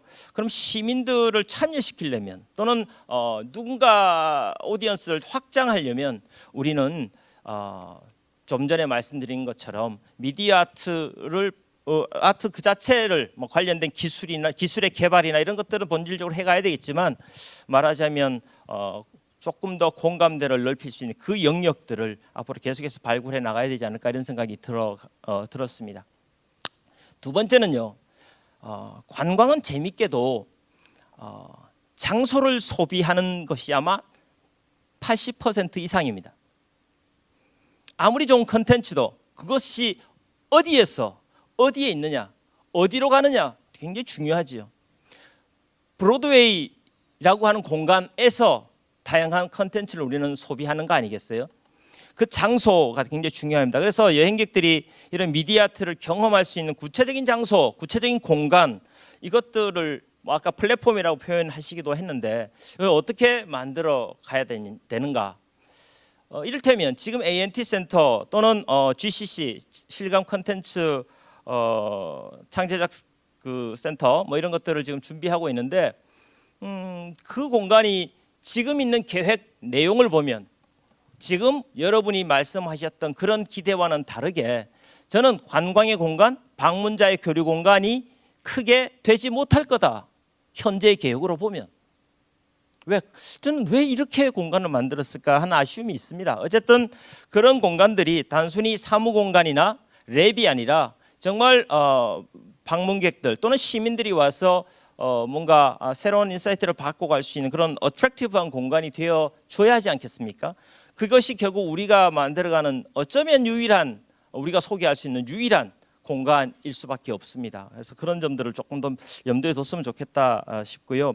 두 번째 아까 신춘성 교수님께서 토론에서 말씀해 주셨던 것처럼 특정 장소, 특정 공간이 아니라 시민들에게 조금 더 다가가려면 조금 더 우리의 일상 공간으로 이런 미디어 아트들이 다양한 수준의 기술들이 조금 더 적용되고 뭔가 좀 공연이 되었으면 좋겠다 하는 그런 생각을 갖고 있습니다.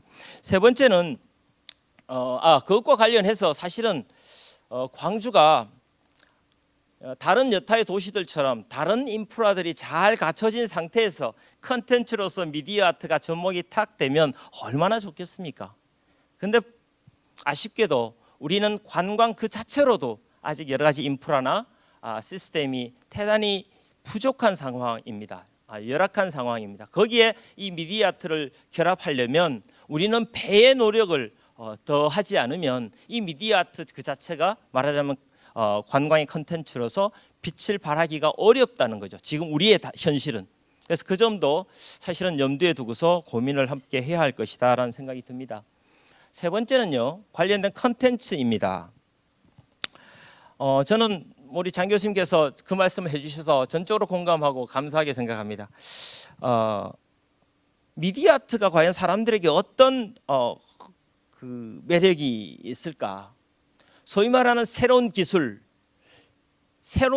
주는 그런 어떤 신선함, 우리가 신기성, 노벨티 뭐 이런 이 개념들이 있을 수 있겠지요. 그런데 그 이상으로 말하자면 우리에게 어떤 인사이트를 주는가? 그러려면 결국 우리의 이야기, 특히 광주의 이야기를 담아내야 할 텐데 그런 것들이 어떻게 담아낼 수 있는가? 그것들이 아까 내러티브로 또는 스토리로 또는 새로운 어떤 인사이트로 이것들이 소개가 되어야 할 텐데 또 그런 것들을 담아야 할 텐데 그런 것들을 어떻게 담을 수 있겠는가 하는 고민이 있습니다. 그래서 저는 미술에서 흔히들 우리가 장소 특정형 미술 뭐 이렇게 얘기를 하듯이 이 미디어 아트 작업도 특히 광주에서 관광과 결합이 되려면 반드시 어디에선가 본 듯한 안 되는 거죠. 그렇죠? 그러면 광주의 스토리와 광주의 공간들을 잘 해석해서 그런 어떤 장소 특정형의 미디어 아트 작품들이 제작되고 그것들이 보여질 때 저는 관광객을 끌어들일 수 있다고 봅니다. 예를 들면 우리가 대한민국이 지금 모두가 미디어 아트를 하고 있습니다. 미디어 아트를 다 지향해요. 다 그런 것을 어트랙션을 개발하려고 합니다. 아마 우리보다 더 많은 투자를 하는, 더 빠른 투자를 하는 도시들이 우리를 보다 앞서 나가서 선점할 수 있을 것 같습니다. 그렇다면 우리가 가질 수 있는, 그럼에도 불구하고 광주를 찾아오게끔 하는, 그리고 미디어 아트를 관람하게끔 하는 그 동의는 뭐가 돼야 할까요? 결국은 우리의 이야기를 담는 수밖에 없다. 그래서 그런 노력에, 그런 부분에 조금 더 많은 투자를 좀 해주셨으면 좋겠다. 두 번째, 관광은 기본적으로 상시성이라고 하는 원칙이 굉장히 중요합니다. 현대 관광에 있어서 나는 그 공간에 처음 갔지만 그 도시 입장에서 보면 아마 100만 3,006번째 정도 방문객이 찾아오는 것일 수도 있어요. 그렇죠? 그래서 여행자 입장에서는 특별히 대접받고 싶습니다. 그래서 내가 갔을 때 그 유명하다던 광주의 미디어 아트를 보고 싶은 거죠. 그런데 그건 저녁 8시부터 9시만 볼 수 있어. 또는 특정한 공간에만 가야 볼 수 있어. 특정한 시즌에만 볼 수 있어. 이렇게 되면 사실은 관광 상품으로 상시적으로 우리가 팔아먹을 수가 없는 거예요. 그렇죠? 그래서 우리는 이벤트라고 하는 형식을 통해서, 축제라는 형식을 통해서 일정 기간에 집중적으로 오도록 하는 방법을 씁니다. 그렇죠? 그러나 그것도 사람들을 수용하는데 우리가 한계가 있기 때문에 저는 상시성을 확보하는 게 대단히 중요하다 이런 생각을 합니다.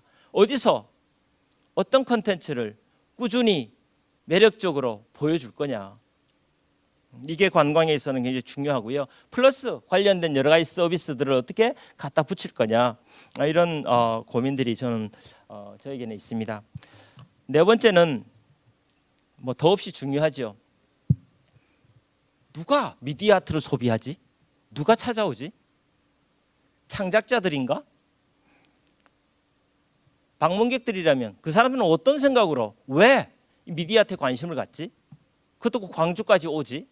이 오디언스에 대한 고민들을 조금 더 깊이 해야 될 것 같습니다.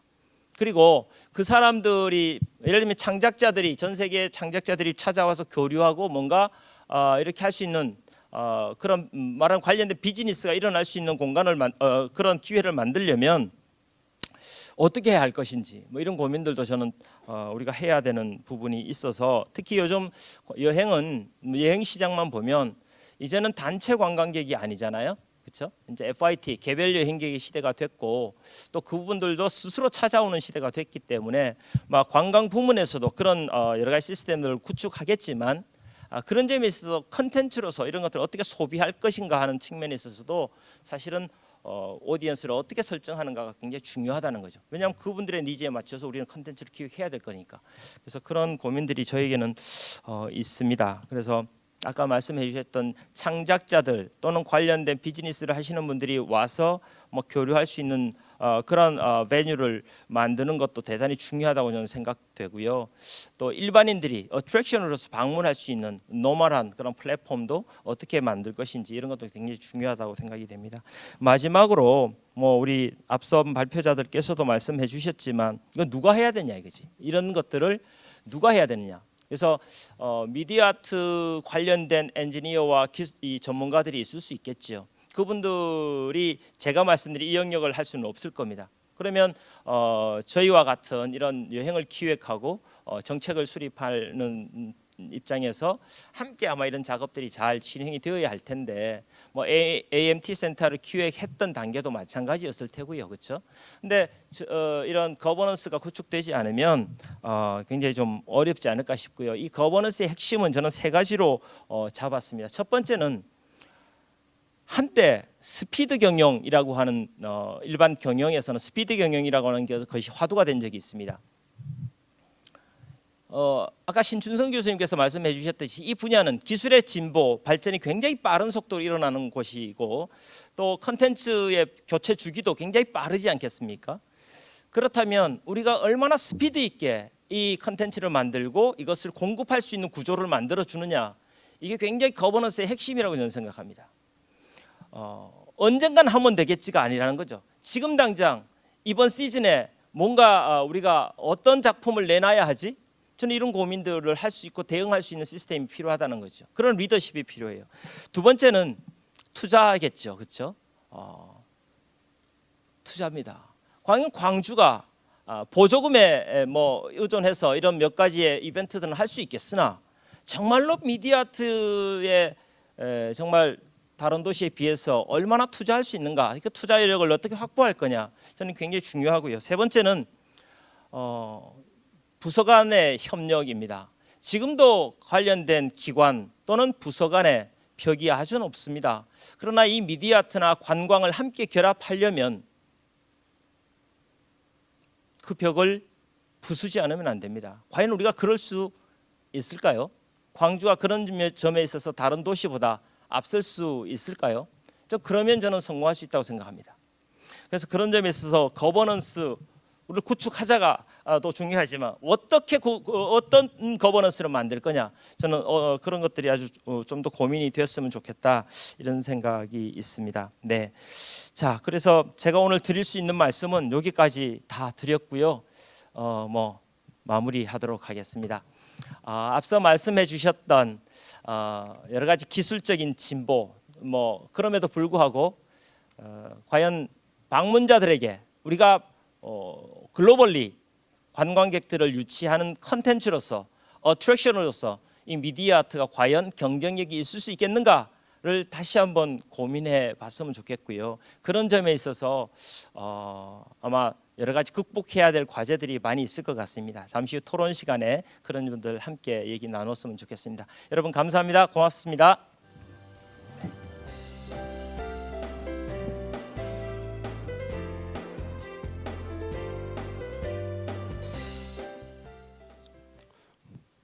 예, 수고하셨습니다, 강신경 교수님.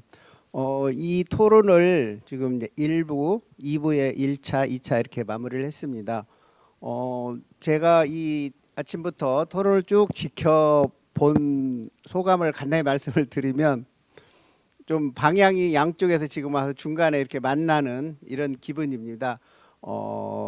이러한 점이 저희가 AI 집적 도시, 중심 도시, 그리고 미디어 아트 창의 도시를 기반으로 어쨌든 광주가 세계 최고의 문화 도시가 되는 겁니다. 결론은 거기에 대한 다양한 의견들을 주셨고, 이러한 것을 이루어 나가는데 역시 AI가 기반이 된다는 점에서 모든 분들이 동의를 하신 것 같습니다. 다만 그것을 이루어 나가고 그러한 것들을 미디어 아트 창의 도시에 녹여서 광주가 문화 도시가 되는데 방법론에 있어서는 조금 다른 의견들을 가지고 계신 것 같아요. 하지만 이러한 의견들이 접점이 찾아졌다고 저는 판단을 합니다.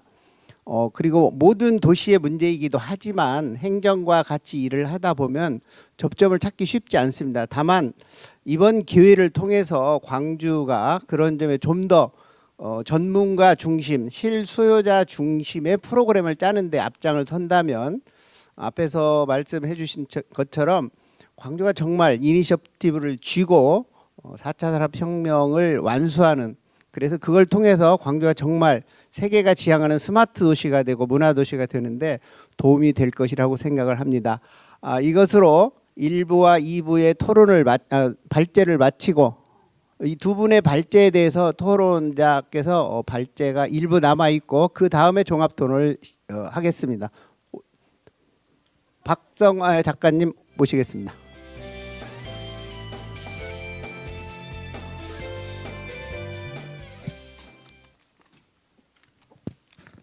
네. 네, 안녕하세요. 박상화 작가입니다. 저는 광주에서 활동하는 미디어아트 작가입니다. 오늘 여러 발제자들 또 토론자 선생님들 발제 내용 또 제안하신 내용들을 듣고 굉장히 공감하는 부분들이 많았고, 광주에서 활동하는 작가로서 이런 내용들이 굉장히 저기 공감되는 부분들이 많았고 또 굉장히 감사한 마음도 많이 들었었습니다. 방금 마지막으로 발표하신 또 강신계 교수님 이야기하신 부분들에도 상당히 공감되는 부분들이 많았고, 단 조금 저랑 약간의 견해 차이가 있는 부분들도 조금은 있는 것 같더라고요. 그래서 오늘 제가 준비한 내용들 잠깐 말씀드리면서 그 내용들에 대해서 소개를 하도록 하겠습니다. 제가 준비한 거는 광주 미디어아트의 핵심 경쟁력은 무엇인가에 대한 것입니다. 광주 미디어아트 핵심 경쟁력이 인공지능 예술일까요? 저는 아직은 아니라고 생각을 합니다. 제가 생각하는 광주 미디어아트의 핵심 경쟁력, 일단은 융복합 창제작을 전문으로 목표로 해서 세워진 아시아 문화 전당 있죠. 그리고 그 5.18 민주화 운동도 굉장히 훌륭한 문화적인 자산일 것입니다. 또 미디어 아트 페스티벌도 굉장히 중요한 자산이라고 생각합니다. 이를 포함해서 이 지역에서 활동하고 있는 광주 미디어 아트 작가들의 어떤 창제작과 전시 활동들 또한 굉장히 중요한 어떤 핵심 경쟁력 중에 하나라고 저는 생각을 하고 있습니다. 광주는 국내적으로 지금 미디어 아트 역사가 그렇게 길지는 않은 편인데, 이런 상황 속에서도 광주에서 활동하는 미디어 아트 작가들이 타 도시에 비해서 상당히 많고 또 다양한 그런 작가군들을 보유하고 있습니다. 이 이유가 자유로운 해외 왕래가 또 가능하고 정보 공유가 가능하고, 또 광주 비엔날레가 25년 전에 시작을 했죠. 그래서 이 비엔날레 영향을 받은 많은 현대미술이나 또 미디어 아트 분야의 작가들이 성장을 하고 있고, 이들의 어떤 창제작이라든지 융복합 공연들, 전시 이런 것들이 저는 어떤 광주가 가지고 있는 어떤 경쟁력이라고 생각하고, 이를 통해서 역동적인 어떤 도시의 모습들을 만들어가고 있다고 생각을 하고 있습니다. 지금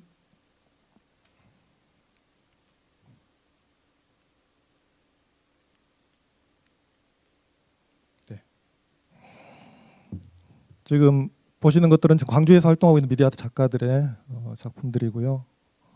또 융복합 그룹들도 있어서 이런 활동들을 펼쳐나가고 있습니다. 자, 현재 지금 빠른 세계화의 추세 속에서 국내에서 관찰되는 현상 중에 하나는, 지금 이제 앞선 발제자들도 이야기하셨지만은 국내외에서 뜨고 있는 핫한 그 상업적인 미디어 아트 콘텐츠들이 있습니다. 이런 콘텐츠들을 지자체에서 주목을 하고 있다가 빠르게 유치를 해서 이 콘텐츠들을 어떤 지역 관광객들을 유치를 한다거나 지역 경제를 활성화시키는 어떤 그런 수단으로 활용하려고 하는 그런 움직임들이 감지가 되고 있거든요.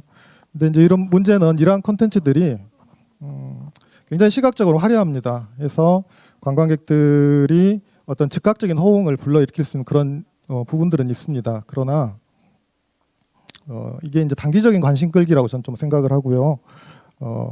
일부 이제 관람객들이 유치가 되더라도 이것 역시 그렇게 오래 갈 수 있는 그런 동력은 아니다라고 생각을 합니다.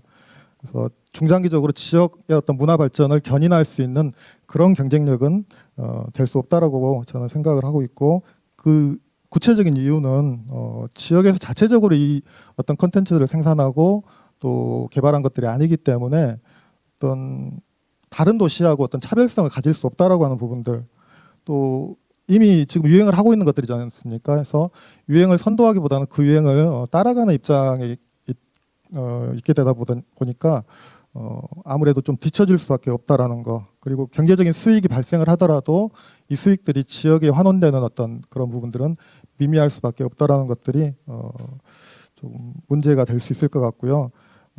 무엇보다도 지금 이미 이러한 것들이 전 세계적으로 유행하고 있는 어떤 동시다발적인 어떤 콘텐츠들이라고 할 텐데, 이러한 콘텐츠가 광주에 있다라고 해서 그 콘텐츠를 보기 위해서 광주를 찾아와야 될 만한 특별한 이유가 있느냐라는 것이죠. 그래서 예를 들어 관광을 목적으로 해서 광주를 찾아오는 분들이 잘 지어진 어떤 건물이나 또 이렇게 기업이라든지 특정한 단체들에 의해서 만들어진 콘텐츠를 보기 위해서 광주를 찾아온다라고 저는 생각하진 않거든요. 이미 지금 뭐 수도권에 가도 그런 잘 지어진 건물들, 장비들, 콘텐츠들 가득하고요. 또 세계 각국의 명소, 도시들에도 굉장히 훌륭한 관광 자원들이 있고 또 방금 말씀드린 훌륭한 콘텐츠들이 있습니다. 그런 것들을 제쳐놓고 광주를 찾아와야 될 이유는 굉장히 빈약하다라고 하는 것입니다. 그래서 이런 것들을 제치고 좀 광주만의 어떤 볼거리들, 그래서 광주만을 찾아와야 될 특별한 이유가 저는 있어야 된다라고 생각하는 입장이 되겠습니다. 멋진 건물이라든지 장비, 또 외부에 성행한 어떤 이런 콘텐츠들을 빠르게 도입해서 관광산업이 적용할 때 광주의 경쟁력이 갖추어진다라고 하는 것은 조금은 제 입장에서는 정답은 아니다라고 이렇게 좀 생각을 하고 있습니다. 그래서 사례를 조금 들어볼까요? 지금 여기는 이제 부산 감천마을이고요. 여기는 이제 양림동이 되겠는데 이 두 마을 다 외부의 콘텐츠가 아니라 어떤 지역 그리고 마을의 어떤 자체적인 어떤 이야기라든지 또 감수성, 정체성을 바탕으로 해서 마을 자체가 하나의 핫플레이스로 변모한 그런 사례가 되겠죠. 그리고 이제 해외 사례로 또 몇 가지를 이야기를 드리겠습니다. 독일 칼스루의 ZKM 같은 경우는 이제 미술학교라든지 시각매체연구소, 또 음향연구소 이런 시설들을 두고 미디어아트 교육, 또 학제간 융복합, 연구개발, 또 레지던시 프로그램들 이런 것들을 지금 진행하고 있고요. 이를 통해서 창제작자들이 우수한 창제작 환경을 제공받아 가지고 작업을 하고 이들에 의해서 생산된 어떤 콘텐츠들이 지역사회에 어떤 환원되는 그런 구조를 가지고 있고, 이를 통해서 도시 발전을 기약을 하고 있다라는 점을 주목해 봐야 될 것 같습니다. 이제 아르스 일렉트로니카 또 마찬가지입니다. 퓨처랩을 통해 가지고 기술과 혁신 기술과 또 이거를 활용한 연구와 예술 활동, 예술 작품들을 창제작하고 이거를 사회에 반영해서 시민들이 참여할 수 있도록 하는 이런 부분들을 좀 지향을 하고 있고, 동시에 지금 교육 공간이죠. 8K 딥스페이스라고 하는 그런 공간들도 운영을 하고 있고, 또 레지던시나 전시 프로그램을 통해서 양질의 미디어아트 콘텐츠가 생산되도록 하고, 또 교육이 진행되고 시민들이 문화를 향유할 수 있도록 그렇게 해나가고 있습니다. 또 잘 아시는 일본의 YKM 같은 경우도 인터랩을 운영을 하면서 예술하고 테크놀로지의 융합을 지향을 하고 있고, 또 시민사회하고 소통을 하기 위해서 지역 개발 랩이라든지 또 교육 랩 이런 것들을 실시하고, 이를 통해서 지역 거점 활동을 하고 또 일반인들의 인식을 개선시켜서 미디어 아트에 대해서 알아가게 하고 또 예술을 자연스럽게 생활 속에서 보급하는 그런 활동들을 해나가고 있습니다. 보신 것처럼 세계적인 미디어 아트 기관들 모두가 공통적으로 탄탄하게 창제적 인프라를 구축하고 있고, 또 창제작자들이 이를 통해서 연구하고 창제작하고 또 학제간 융복합 뭐 이런 일들을 체계적으로 해나갈 수 있도록 지원하고 있고, 또 축제라든지 어워즈라든지 또 교육 프로그램들, 레지던시 프로그램들 또 이런 것들을 통해서 지역의 작가를 양성하고 또 성장시키고 또 국제교류를 해나가고 지역사회하고 소통을 하고 있는 것들을 알 수가 있습니다. 자, 이제 광주로 다시 돌아오겠습니다. 광주는 이미 문화산업과 관련된 일들을 담당해온 기관들이 있습니다. 아시다시피 청보문화산업진흥원, 또 시티연구소, 또 ACC도 마찬가지죠. 이런 기관들이 그간 활동을 해왔죠. 그래서 성과도 있고 또 한계도 있습니다. 그리고 과제도 있고 또 전망들도 분명하게 드러나 있습니다. 또 서울에 가면 상암동에 그 DMC가 있고, 판교에 가면 테크노밸리에 수많은 유사 기관들이 있습니다. 이런 기관들도 창제작, 융복합 창제작을 목표로 해서 많은 프로그램들을 시행하고 있고, 뭔가 성과를 내기 위해서 활동들을 하고 있지만은 이렇다 할 성과들을 내고 있지는 못한 걸로 이렇게 보여집니다. 이런 부분들을 지금 우리 광주에서는 분명히 저는 교훈으로 삼아야 될 거라고 생각을 하고요. 그래서 저는 지금 광주가 중점을 두고 추진해야 될 일들이 지금 앞서 말씀하신 부분들이 대부분 다 공감하고 동의하는 부분이지만은 순서의 문제라고 생각을 합니다. 그래서 지금은 이제 제가 생각하는 첫 번째 순서는 광주 미디어아트 생태계의 기초를 조금 탄탄하게 구축하는 것이 첫 번째 순서라고 생각을 합니다. 왜 이렇게 많이 투자를 해? 지금까지 많이 했잖아라고 이렇게 이야기하실 수도 있겠지만은요, 작가의 입장에서는 꼭 그렇지는 않습니다.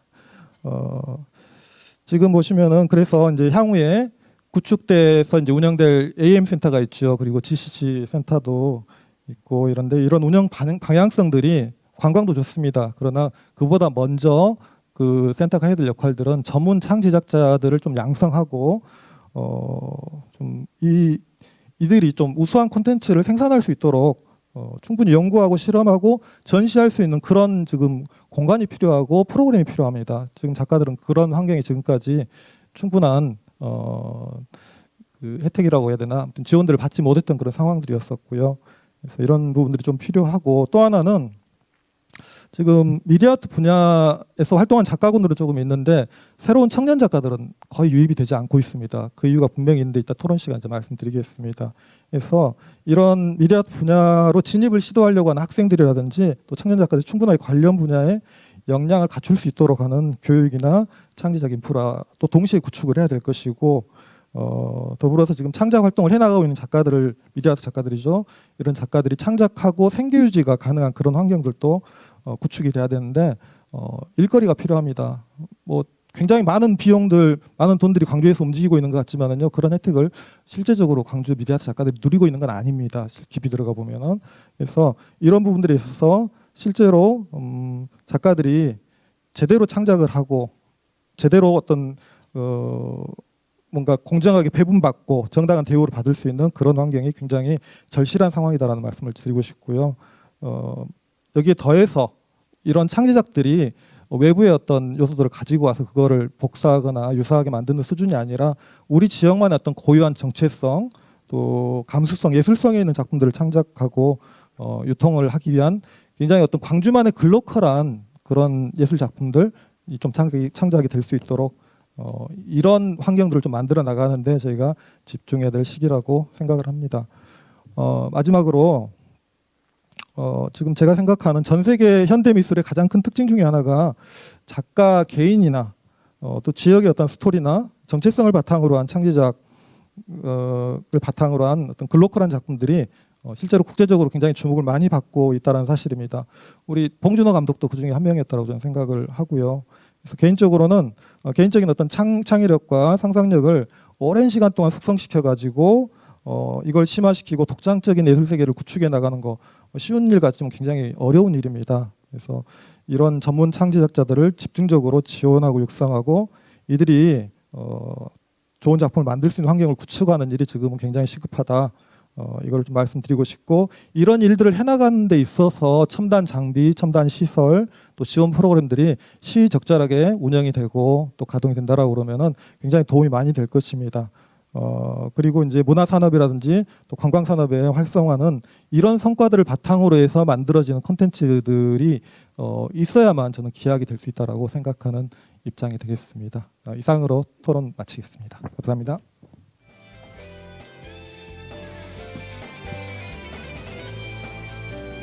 예, 박상화 작가님 수고하셨습니다. 이제 왜 광주는 미디어아트 창의도시를 지향하는가에 대해서 박진현 광주일보 국장님께서 말씀해 주시겠습니다. 오십시오.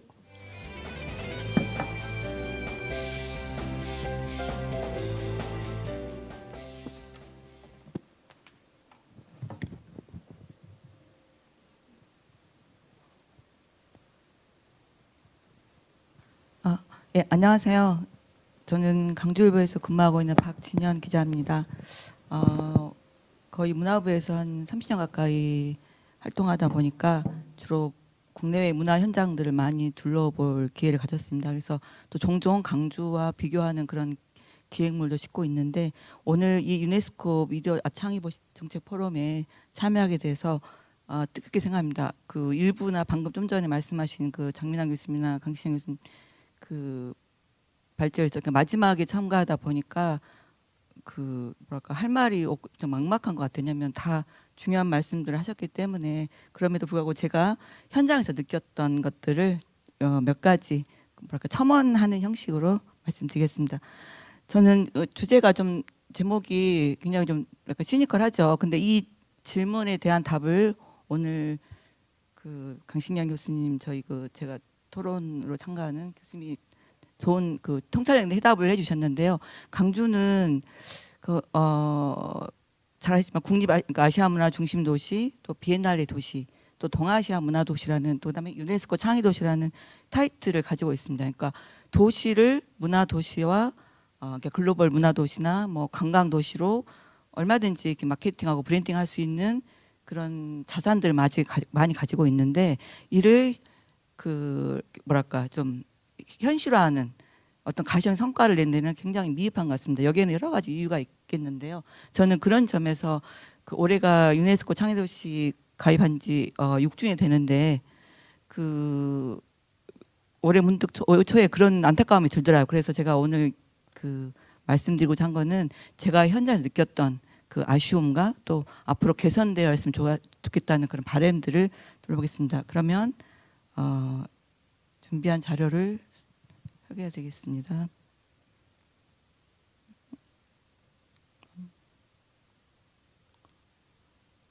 예, 이런 이제 저기 방식으로 말씀드리겠고요. 제가 그 아까 이제 말씀을 들으면서 문득 2004년에 그 대구 매일신문 문화부장 했던 이야기가 생각이 났어요. 그때 대구 문화부장 이야기가 강주는 굉장히 부럽다 그래요. 그래서 내가 아니 왜 부럽니? 그랬더니 강주는 파워가 있는 것 같다. 일단 아시아 문화 중심 도시라는 우리 국내에서 유일한 메머드 그 사업을 하고 있고, 또 비엔날레도 이제 2004년이니까 좀 자리를 잡았다고 이제 타지에서는 봤겠죠. 그래서 굉장히 매력적이고 부럽다라고 했던 기억이 나서 그때만 해도 약간 좀 우쭐한 마음이 없지 않아 있었습니다. 이렇게 될 줄은 모르고 현재로서는. 근데 지금 이렇게 비교해 보면 대구는 그 딤프라는 뮤지컬 축제와 오페라 축제, 그다음에 또 근대 골목 투어, 그다음에 저기 그 김광석 거리까지 이런 것들을 굉장히 그 브랜딩해서, 특히 이제 그 축제 같은 경우는 밤 시간대 볼거리니까 밤에 숙박하고 하는 경우가 많아요. 그리고 티켓 전쟁이 많이 벌어지고, 그래서 이런 관광 자원으로 많이 활용해서 저희가 오히려 벤치마킹을 해야 되는 상황인데, 제가 그 국내 유네스코 창의 도시들 둘러보면서 그런 것들을 또 한 번 느끼게 됐습니다.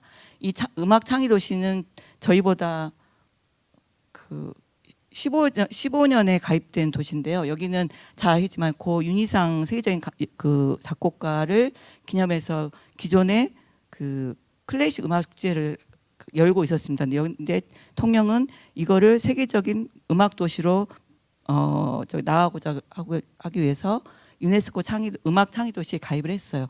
가입을 하고 나서 가장 먼저 했던 게 이제 통영 국제 음악당, 여기 보시면 되게 멋지죠. 이 음악당을 건립을 해서 이 음악당은 세계적 음악가들이 한 번쯤 서보고 싶어하는 클래식에 최적화된 명품 공연장이라고 합니다.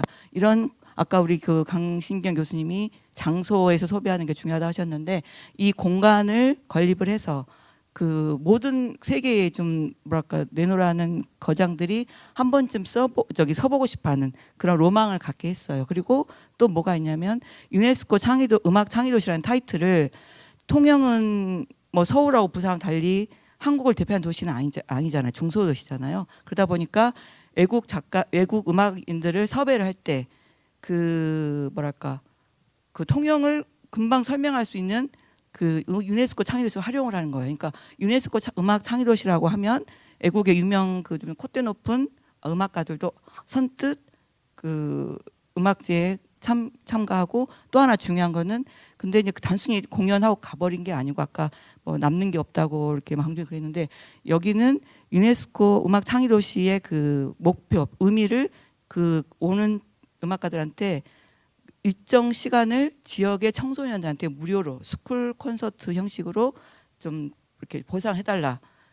그런 어떤 뭐랄까 조건을 제시해서 대부분의 근데 작곡가들은 그런 건데 흔쾌히 승낙을 한다고 제가 그 취재해 보니까 그러더라고요. 그러니까 그런 것들이 이루어지니까 그 통영의 지역 청소년들은 정말 그 뭐 고가에 진짜 쉽게 만나기 힘든 뭐 그 여기 미샤 마이스키라든가 세계적인 거장들을 그 무료로 그것도 이렇게 가까이서 마주할 수 있는 그런 경험을 하게 됩니다. 이 경험이 통영의 음악 저변 확대를 늘리는 어떤 뭐랄까요 세대의 계승적 이런 것들 굉장히 큰 동력으로 하고 있었습니다. 그래서 그 통영은 독일의 뭐랄까 그 유력지로부터 아시아의 짤츠부르크 페스티벌이라는 그 평가도 받고요. 그다음에 이제 13만 명의 그 항구 도시이지만 아시아의 비엔나라는 도시로 거듭나고 있습니다. 여기 전주도 마찬가지인데 전주는 올 1월달에 문화체육관광부가 선정하는 지역 관광 거점 도시 선정이 됐습니다. 이게 어떤 의미냐면 부산이 우리나라 유일하게 국제 관광 도시인데 강주도 그 도전했지만 잘 안 됐다고 제가 들었거든요. 이거는 정부에서 500억을 지원하고 12국 도비 합해서 막대한 예산을 투입을 하는데 전주는 통영하고 또 다른 사례인 것이 기존의 전주 한옥마을이라는 대표적인 관광 명소가 있습니다. 근데 대부분 다른 도시도 다 그런 관광 명소가 있지만 전주는 이 한옥마을과 연계한 시너지 효과를 내기 위해서 음식 창의 도시에 노크를 합니다. 그리고 그 2012년에 가입이 되죠. 그러면 유네스코 음식 창의 도시를 타이틀로 내세서 한식의 세계화 그리고 이 한식의 세계화를 통영 그 올 작년인가 올해인가요? 그 평창 올림픽 때 그 홍보 부스를 마련해서 전주 음식 창의 도시를 홍보하고 그래서 그 영국의 가디언지로부터 한국의 평창 올림픽 때 갈 때 꼭 한국에서 가볼 만한 도시로 전주를 소개하는 이런 시너지 효과를 이뤘습니까? 이런 것 그러니까 유네스코 창의 도시가 단순히 어떤 그 뭐 아까 뭐 창의 도시 발전의 어떤 창의성을 동력으로 해서 하는 게 아니고 기존의 관광 자원과 연계해서 그 고부가 관광 도시로서 거듭나는 그런 효과를 이루고 있었습니다. 그러면 이제 제가 이제 강주는 어떤가 아까 이제 그 교수님이 아주 객관적이고 냉철하게 분석해 주셔서 저는 그냥 사진만 넘기겠습니다. 근데 저는 그 미디어 아트도 중요하지만 저는 아까 우리 교수님이 예술 도시 강주 여행 그랬는데 저는 잠들지 않는 도시 강주라는 슬로건이 좀 필요하지 않을까. 그러니까 이 잠들지 않는 도시에는 야간 관광을 활성화시켜야 되는데 그 거기에는 아까 뭐 미디어 아트도 있을 수 있고요. 그다음에 야경. 근데 그 우리가 그 뉴욕이 매력적인 도시라고 생각하는 게 낮에는 미술관을 둘러보고 밤에는 뮤지컬을 볼 수 있으니까 낮 시간대 밤 시간대 볼거리가 다양하죠. 그러니까 그래서 아까 우리 교수님이 상시성도 중요하셨는데 말씀하셨는데 그런 보완으로 인해서 저는 그 낮 시간대 볼거리, 밤 시간대 볼거리 이런 것들을 시에서 좀 전략적으로 많이 개발했으면 좋겠다. 그래서 저는 이런 것들이 필요하다고 생각을 하고요. 그다음에 이제 그 야간 관광을 이제 의미를 이제 중요성을 그 말씀드리기 위해서 여기는 독일 아까 우리 그 박상아 작가가 말씀하셨지만 독일 제케임의 라이트 쇼 이거는 이제 그 칼스루헤라는 그 고성인데 그 여름에 한 6주 정도 진행을 한다고 합니다. 그러니까 그러면은 독일 시민뿐만이 아니라 그 유럽 전역에 그리고 제가 그 보면 유럽은 이제 그 하나의 생활권이기 때문에 그 관광객들이 여행을 할 때 연초에 그 각 도시의 주요 미술관 공연장들의 기획전 공연 뭔가를 다 리스트업을 한다고 합니다. 그래서 거기에 맞춰서 자기 휴가 계획을 짜는 게 어쩌면 일상화돼 있다고 하더라고요. 저도 해외 출장 갈 때 제가 작년에 그 베를린 출장 가면서 조성진이 그 독일 그 콘서트홀에서 공연 있는 거 보자 이렇게 좀 일부러 이렇게 막 일정을 짜려고 막 그 노력했었는데 그처럼 그 이런 그 밤 시간대 이것만 단순히 보는 게 아니고 그 시기에 그 지역에서 독일 아니면 다른 인근 도시에서 볼 수 있는 콘텐츠들이 많다 보면 충분히 관광처럼 경쟁이 있다고 생각을 합니다. 여기는 이제 베를린에 있는 박물관 섬에 있는 구 박물관인데요. 밤에도 낮에는 이제 보고 밤에는 이제 그 폐장을 하지만 여기 박물관 섬에는 밤에 이렇게 미술관들이 조명을 켜놨기 때문에 그냥 뭐랄까 힐링을 하기 위해서 그냥 여기서 산책을 하거나 뭐 이런 장소로도 굉장히 매력적인 경관인 것 같습니다. 여기는 제가 아까 우리 강신기 교수님이 미디어 아트의 뭐 일상화 중요하다 하셨는데 저도 전적으로 공감하는데요. 광주는 미디어 아트 페스티벌 시즌 이외에는 미디어 아트를 즐길 수 있는 공간이나 장소가 많지 않아요. 근데 특히 이제 다음 주에 시작하지만 기존의 미디어 아트 페스티벌은 일부러 찾아가서 봐야 하는 어떤 실내에서 이루어지는 게 많고 아니면 시내 중심 국립아시아문화전당이라든가 전입빌딩 이쪽에서 주로 이루어지다 보니까 시민들과 접점이 많이 낮아요. 근데 여기는 이제 시민들이 많이 오고 가는 공간에서 여기는 또 이제 DDP인데 DDP도 이렇게 여기 라이트 쇼를 작년부터 했다고 해요. 그래서 이렇게 좀 뭐랄까 시민들이 많이 모이는 대중적인 장소에 아까 우리 디지털 사이니지 말씀하셨는데 그런 것들도 많이 만들 필요가 있을 것 같습니다. 이거는 코엑스몰에서 얼마 전에 디지털 사이니지 이렇게 했는데 이거 보면 제가 이걸 보면서 코로나 이렇게 마스크 쓰고 지나가는 사람들 이렇게 보면서 굉장히 좀 뭐랄까 저 사람은 어떤 생각을 했을까 저는 보는 사람이 마음이 좀 따뜻해지는 그런 느낌을 받았습니다. 이런 미디어 아트가 우리 일상에 가까이 있을 때 정말 미디어 아트의 도시라고 할 수 있지 않을까 싶습니다. 그래서 아까 제 말씀을 정리하자면 광주는 너무 자랑거리가 많은데 이걸 제대로 활용하지 못하는 그러니까 구슬이 많아도 뭐 껴야 보배이듯이 그런 전략이 좀 필요하고요.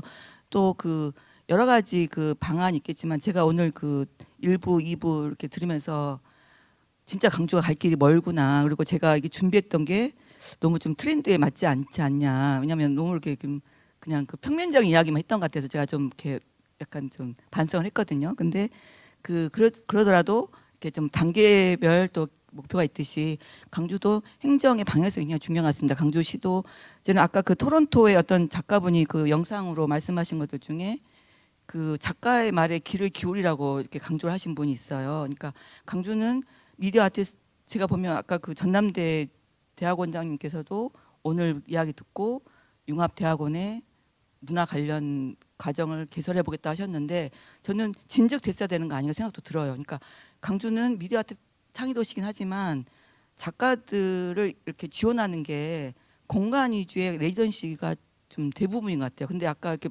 여러 전문가들 말씀 들어보니까 공간도 중요하지만 장비, 기술 복합적인 지원책이 마련되지 않을까. 그래서 좀 그런 방향이 좀 필요할 것 같고요. 그다음에 작가들 진짜 원하는 게 뭔지 그리고 작년에 몇 년 전에 영국의 바비칸 아트센터 예술 감독이 강주에 오셔서 오늘 같은 포럼에 참석하셨는데 그때 그분이 한 10분 너무 유명한 분들을 동시에 많이 초청하다 보니까 10명 정도가 되다 보니까 본인 한 사람당 10분 정도뿐이 스피치를 할 시간이 없었어요. 근데 이분이 돌아가시면서 그런 말씀하셨어요. 내가 영국에서 강주까지 왕복 20 몇 시간을 타고 왔는데 10분 말하고 가는 게 너무 좀 이렇게 허망하다. 그러니까 이거는 뭐냐면 여기 좀 학교에서 오신 교수님도 계시는데 이런 포럼이라든가 다른 이런 좀 좋은 프로그램이 있을 때 연사라든가 그런 분들이 오면 저는 학교에서도 이렇게 좀 연계해서 아까 학제간 융합 중요하다 하셨는데 그런 것들도 좀 고민해 봐야 되지 않을까 싶습니다. 그래서 오늘 이 자리가 강주의 현 주소를 좀 냉철하게 되돌아보고 좀 뭐랄까 좀 한편으로는 이렇게 너무 문제가 많은 것 같아서 좀 안타깝긴 한데 또 시작이 반이라고 한 것처럼 오늘 이 포럼이 어떤 미디어 아트 창의 도시로서 제2단계 출발할 수 있는 어떤 시발점이 됐으면 하는 바람입니다. 그리고 또 좋은 이야기는 이따 토론 시간에 말씀드리겠습니다. 네, 바로 2부 토론을 시작하겠습니다. 1부와 달리 광주에 좀 더 근접해서 이야기를 나누어 봤습니다. 우리 장민환 교수님이 전공이 미학이시고 강신경 교수님께서는 관광학이십니다. 그래서 정말 AI를 적용한 미디어 아트가 광주에 어떠한 결과를 가져다 줄지 어떠한 영향을 줄지 이런 것에 좀 초점을 맞추셨습니다. 그리고 두 분께서 한 분은 또 작가십니다. 한 분은 실제 미디어 작가시고 한 분은 현장에서 문화를 30여 년간 취재하신 기자분이십니다. 보는 시각들이 조금 다르지만 어느 정도 공통점이 나와 있습니다. 그래서 이 지금 논의하신 것을 중심으로 한번 토론을 진행해 보겠습니다. 우선 우리 장민환 교수님께서 말씀하신 내용이 좀 종합적이라고 제가 생각을 합니다. 우리 장 교수님께서 미디어 아트 도시로 되기 위해서 일단 플랫폼이 필요하고 그 플랫폼을 통해서 서사를 개발하고 그것이 거버넌스를 통해서 선순환 구조를 만들 때 광주가 미디어 아트 창의 도시로 성공할 수 있다. 이런 큰 줄기를 제시해 주셨습니다. 전적으로 공감하고요. 그렇지만 그러한 논의들이 사실은 말들은 많이 있지만 사실 쉬운 일이 아닙니다. 그리고 조금 구체적으로 들어가면은 좀 이해하기 어려운 점이 있습니다. 그래서 다시 한번 그 플랫폼과 서사와 또 이 거버넌스가 선순환 구조를 이루는 이러한 것에 대한 설명을 좀 간략하게 해주시면 좋겠다고 생각을 해서 다시 조금 반복적이지만 부탁을 드리고 싶습니다. 예, 이 교수님이 아주 잘 정리를 해주셨습니다. 예.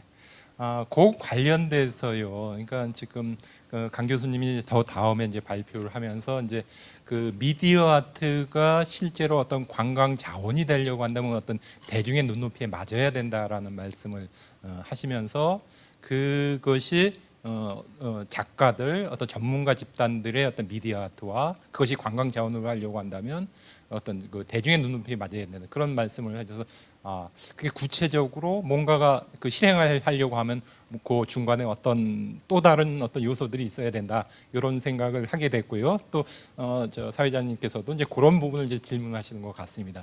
그러니까 제가 그 어떤 서사, 그러니까 미디어 아트 미학이 중요하다라고 얘기한 이유는 미디어 아트가 어떤 그 신기술을 바탕으로 해서 예술 작업을 하는 겁니다. 그러다 보니까 이것이 예술 자체도 어려운데 이런 어떤 신기술을 통해서 뭔가 새로운 걸 만든다는 것이 우리에게 그건 이제 작가들은 그게 이제 직업이고 하니까 열심히 연구를 하겠죠. 근데 일반 대중들에게는 이게 나한테 무슨 의미가 있겠느냐라고 생각을 할 수가 있다라는 겁니다.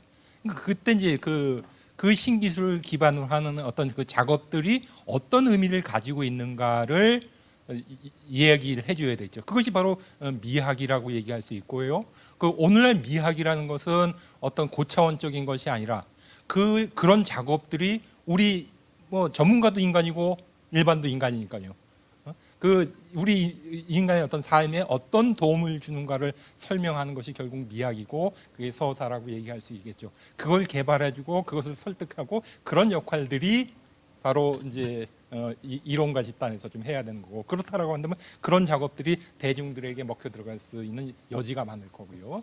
또 하나만 더 말씀드리면 그런 작업을 통해서 그런 어떤 이런 거버넌스를 구축해서 어떤 이런 미학을 합의해서 도출하는 그 과정을 통해서 외부에서 그리고 그 내부에서 좋은 작가들이 그런 의욕들이 좀 더 생기게 되면서 이런 것들이 어떤 이슈화 될 수가 있고요. 그러므로서 어떤 관광 자원으로도 또 도움이 될 수 있지 않겠느냐.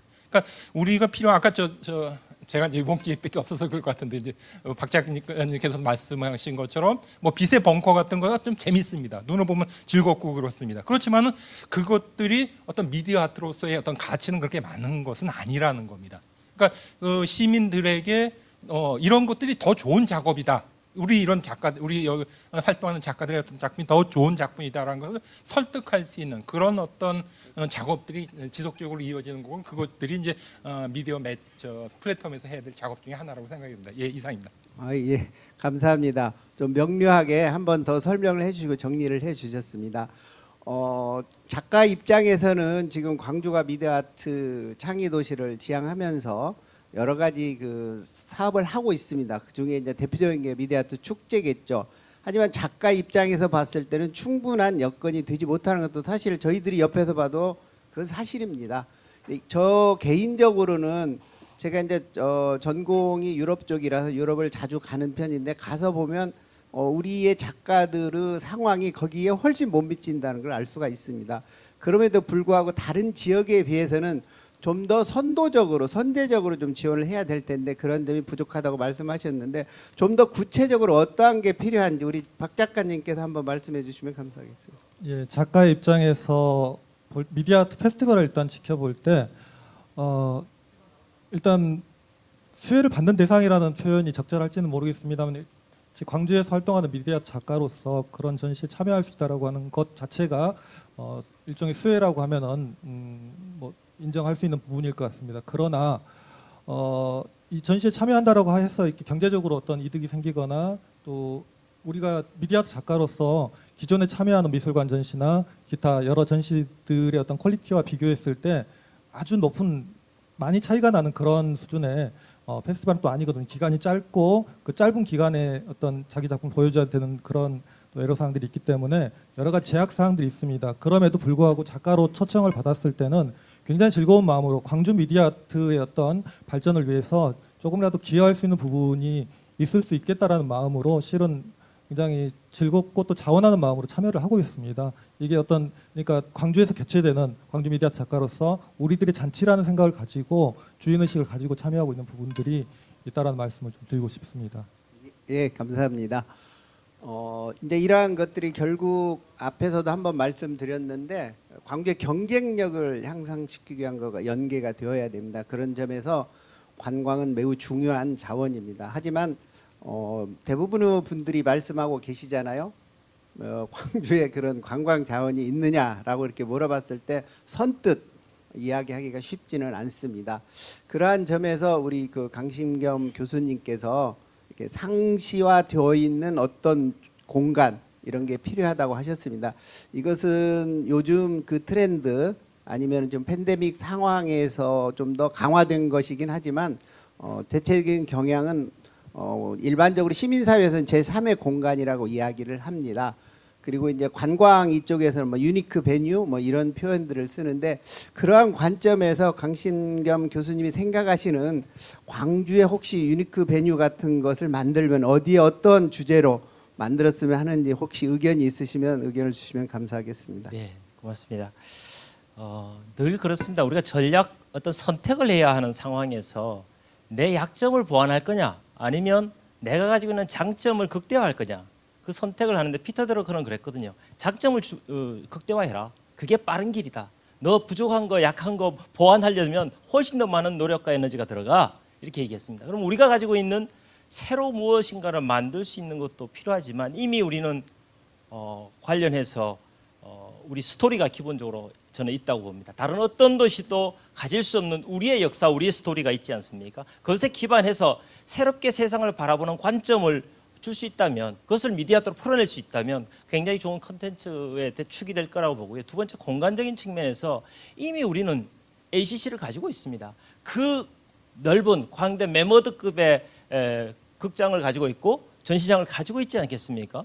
그러니까 그런 것들 더불어서 우리는 뭐 좀 더 앞서 말씀드렸던 스토리 연장에서 도청이라고 하는 그 넓은 광장 공간을 가지고 있기 때문에 우선은 어려운 거, 힘든 것보다 우리가 가지고 있는 공간을 활용해서 이런 우리의 이야기들을 담아내려고 하는 노력이 우선적으로 이루어지면 좋겠다. 더불어서 지금 광주가 가지고 있던 제2, 제3의 말하자면 우리가 공장을 이전한다든지 또는 기관을 이전하고 남은 이적지들이 있습니다. 그런 것들을 재생 사업을 통해서 우리가 뭔가를 할 때 바로 이런 미디어 아트 같은 것들 적용하면 좋겠고 한 가지 다른 도시에 비해서 우리가 가질 수 있는 장점이 무엇일까 저는 고민을 저도 많이 했는데요. 저는 어쨌든 우리는 그런 스토리와 사람이 그래도 있지 않나 싶어요. 우리 작가님도 계시지만 그동안에 축적되어 왔던 또는 비엔날레 키즈라고 불리는 우리 어떤 아이들이 청소년들이 있습니다. 얘네들이 어쨌든 앞으로 우리가 가질 수 있는 큰 장점이고 그래서 기존에 있는 ACC나 정보문화산업진흥원, GCC 이런 기관들이 이미 설립되고 있어서 우리가 광주가 약간 테스트베드 같은 역할을 충분히 할 수 있다면 그것을 또 기반으로 해서 우리 작가님도 말씀하셨지만 이제 교류를 해 나가는 거죠. 그것이 관광으로 이어지는 뭐 그런 형태의 어떤 큰 플로우를 좀 우리가 가지고서 접근을 하면 광주가 다른 도시에 비해서 비교를 가질 수 있지 않을까 이런 기대를 해봅니다. 네, 감사합니다. 아유, 감사합니다. 관광이 좀 더 활성화되고 거기에 미디어아트가 기반이 된다면 특정한 지역 지금 말씀하신 그 ACC라는 공간은 우리에게 참 소중한 공간입니다. 그런데 오늘 이야기하면서 ACC 이야기가 처음 나온 것 같아요. 사실은 ACC를 저희는 활용해야 됩니다. 그리고 ACC의 창조원 같은 경우에는 컨템퍼러리 아트의 산실입니다. 그 컨템퍼러리 아트는 뭐 아시다시피 미디어 아트와 밀접하게 연관이 되어 있어요. 자, 이러한 점에서 이런 논의를 통해서 ACC를 우리가 뭐 유니크 베뉴로 쓰든 아니면 그곳에 있는 콘텐츠를 미디어 아트 창의 도시를 만드는 데 활용을 하든 어쨌든 논의를 통해서 우리가 그걸 활용할 수 있으면 더 좋은 결과가 있을 것이라는 생각이 듭니다. 마지막으로 우리 저 국장님께서 이 문화 현장을 너무 오랫동안 다니셨고 정책이라든지 이런 것들을 많이 보셨기 때문에 과연 광주가 아까 조금 말씀을 하셨습니다. 광주가 이제 정말 미디어아트 창의 도시를 기반으로 해서 정말 세계적인 문화 도시가 되려면 꼭 필요한 게 무엇인지 뭐 한두 가지만 짚어주시면 감사하겠습니다. 한두 가지 하셔도 좋습니다. 그러니까 예. 그 여러 가지 있겠는데요. 제가 이제 올해 그 유네스코 창의도시 둘러보는 시리즈를 하면서 강조하고 좀 가장 그 다른 도시하고 비교했던 것 중에 하나가 행정의 일관성, 지속성, 좀 전단 조직의 부재 이런 게 좀 많이 아쉬웠던 것 같아요. 물론 지금 문화재단이 잘하고 있긴 하지만 다른 창의도시들을 가보면 그 시청의 담당 공무원이 한 몇 년 동안 계속 그 업무를 담당하고 있는데 강주는 그렇지가 않거든요. 그래서 이렇게 행정의 일관성이 없다 보니까 우리가 올해로 6주년 됐지만 아직 그 뭐 이렇게 아시아 문화 중심도 마찬가지고 유네스코 창의도 마찬가지고 그런 것 같고요. 또 하나는 그 시민들의 그 뭐랄까 일상에서의 그 문화생활을 즐기는 이런 그 환경이 굉장히 중요한 것 같습니다. 그래야 정말 그 살아있는 문화 도시라고 생각하기 때문에 그런 점에서 지역 작가하고 관객들하고 소통할 수 있는 공간이라든가 그다음에 문화예술 교육 활성화 이런 것들이 좀 많이 좀 관심을 가지고 지원을 하는 게 중요하다고 생각을 합니다. 이상입니다. 예, 감사합니다. 행정의 그 일관성은 뭐 어느 곳에서나 문제가 되는 부분이면 특히 문화 관련 분야에 계신 분들은 좀 오랫동안 그곳에서 일을 하셨으면 하는 바람이십니다. 그리고 이제 작가분들도 시민들이 실제로 느낄 수 있는 그런 얘기들을 뭐 하시잖아요. 그곳에 사는 시민이 즐거우면 남들이 찾아온답니다. 남을 오라고 하지 말고 우리끼리 즐겁게 놀자. 뭐 요즘에 이런 말들이 있습니다. 그 옳으신 말씀입니다. 그래서 이러한 것들이 잘 오늘 나왔던 말씀들 잘 종합을 해 본다면 광주가 미디어아트 창의 도시를 기반으로 한 문화 도시로 가는 좋은 결과를 얻을 수 있을 것 같습니다. 오늘 발제와 토론을 해주신 분들께 감사드리고 이것으로 2부 토론을 마치겠습니다. 감사합니다.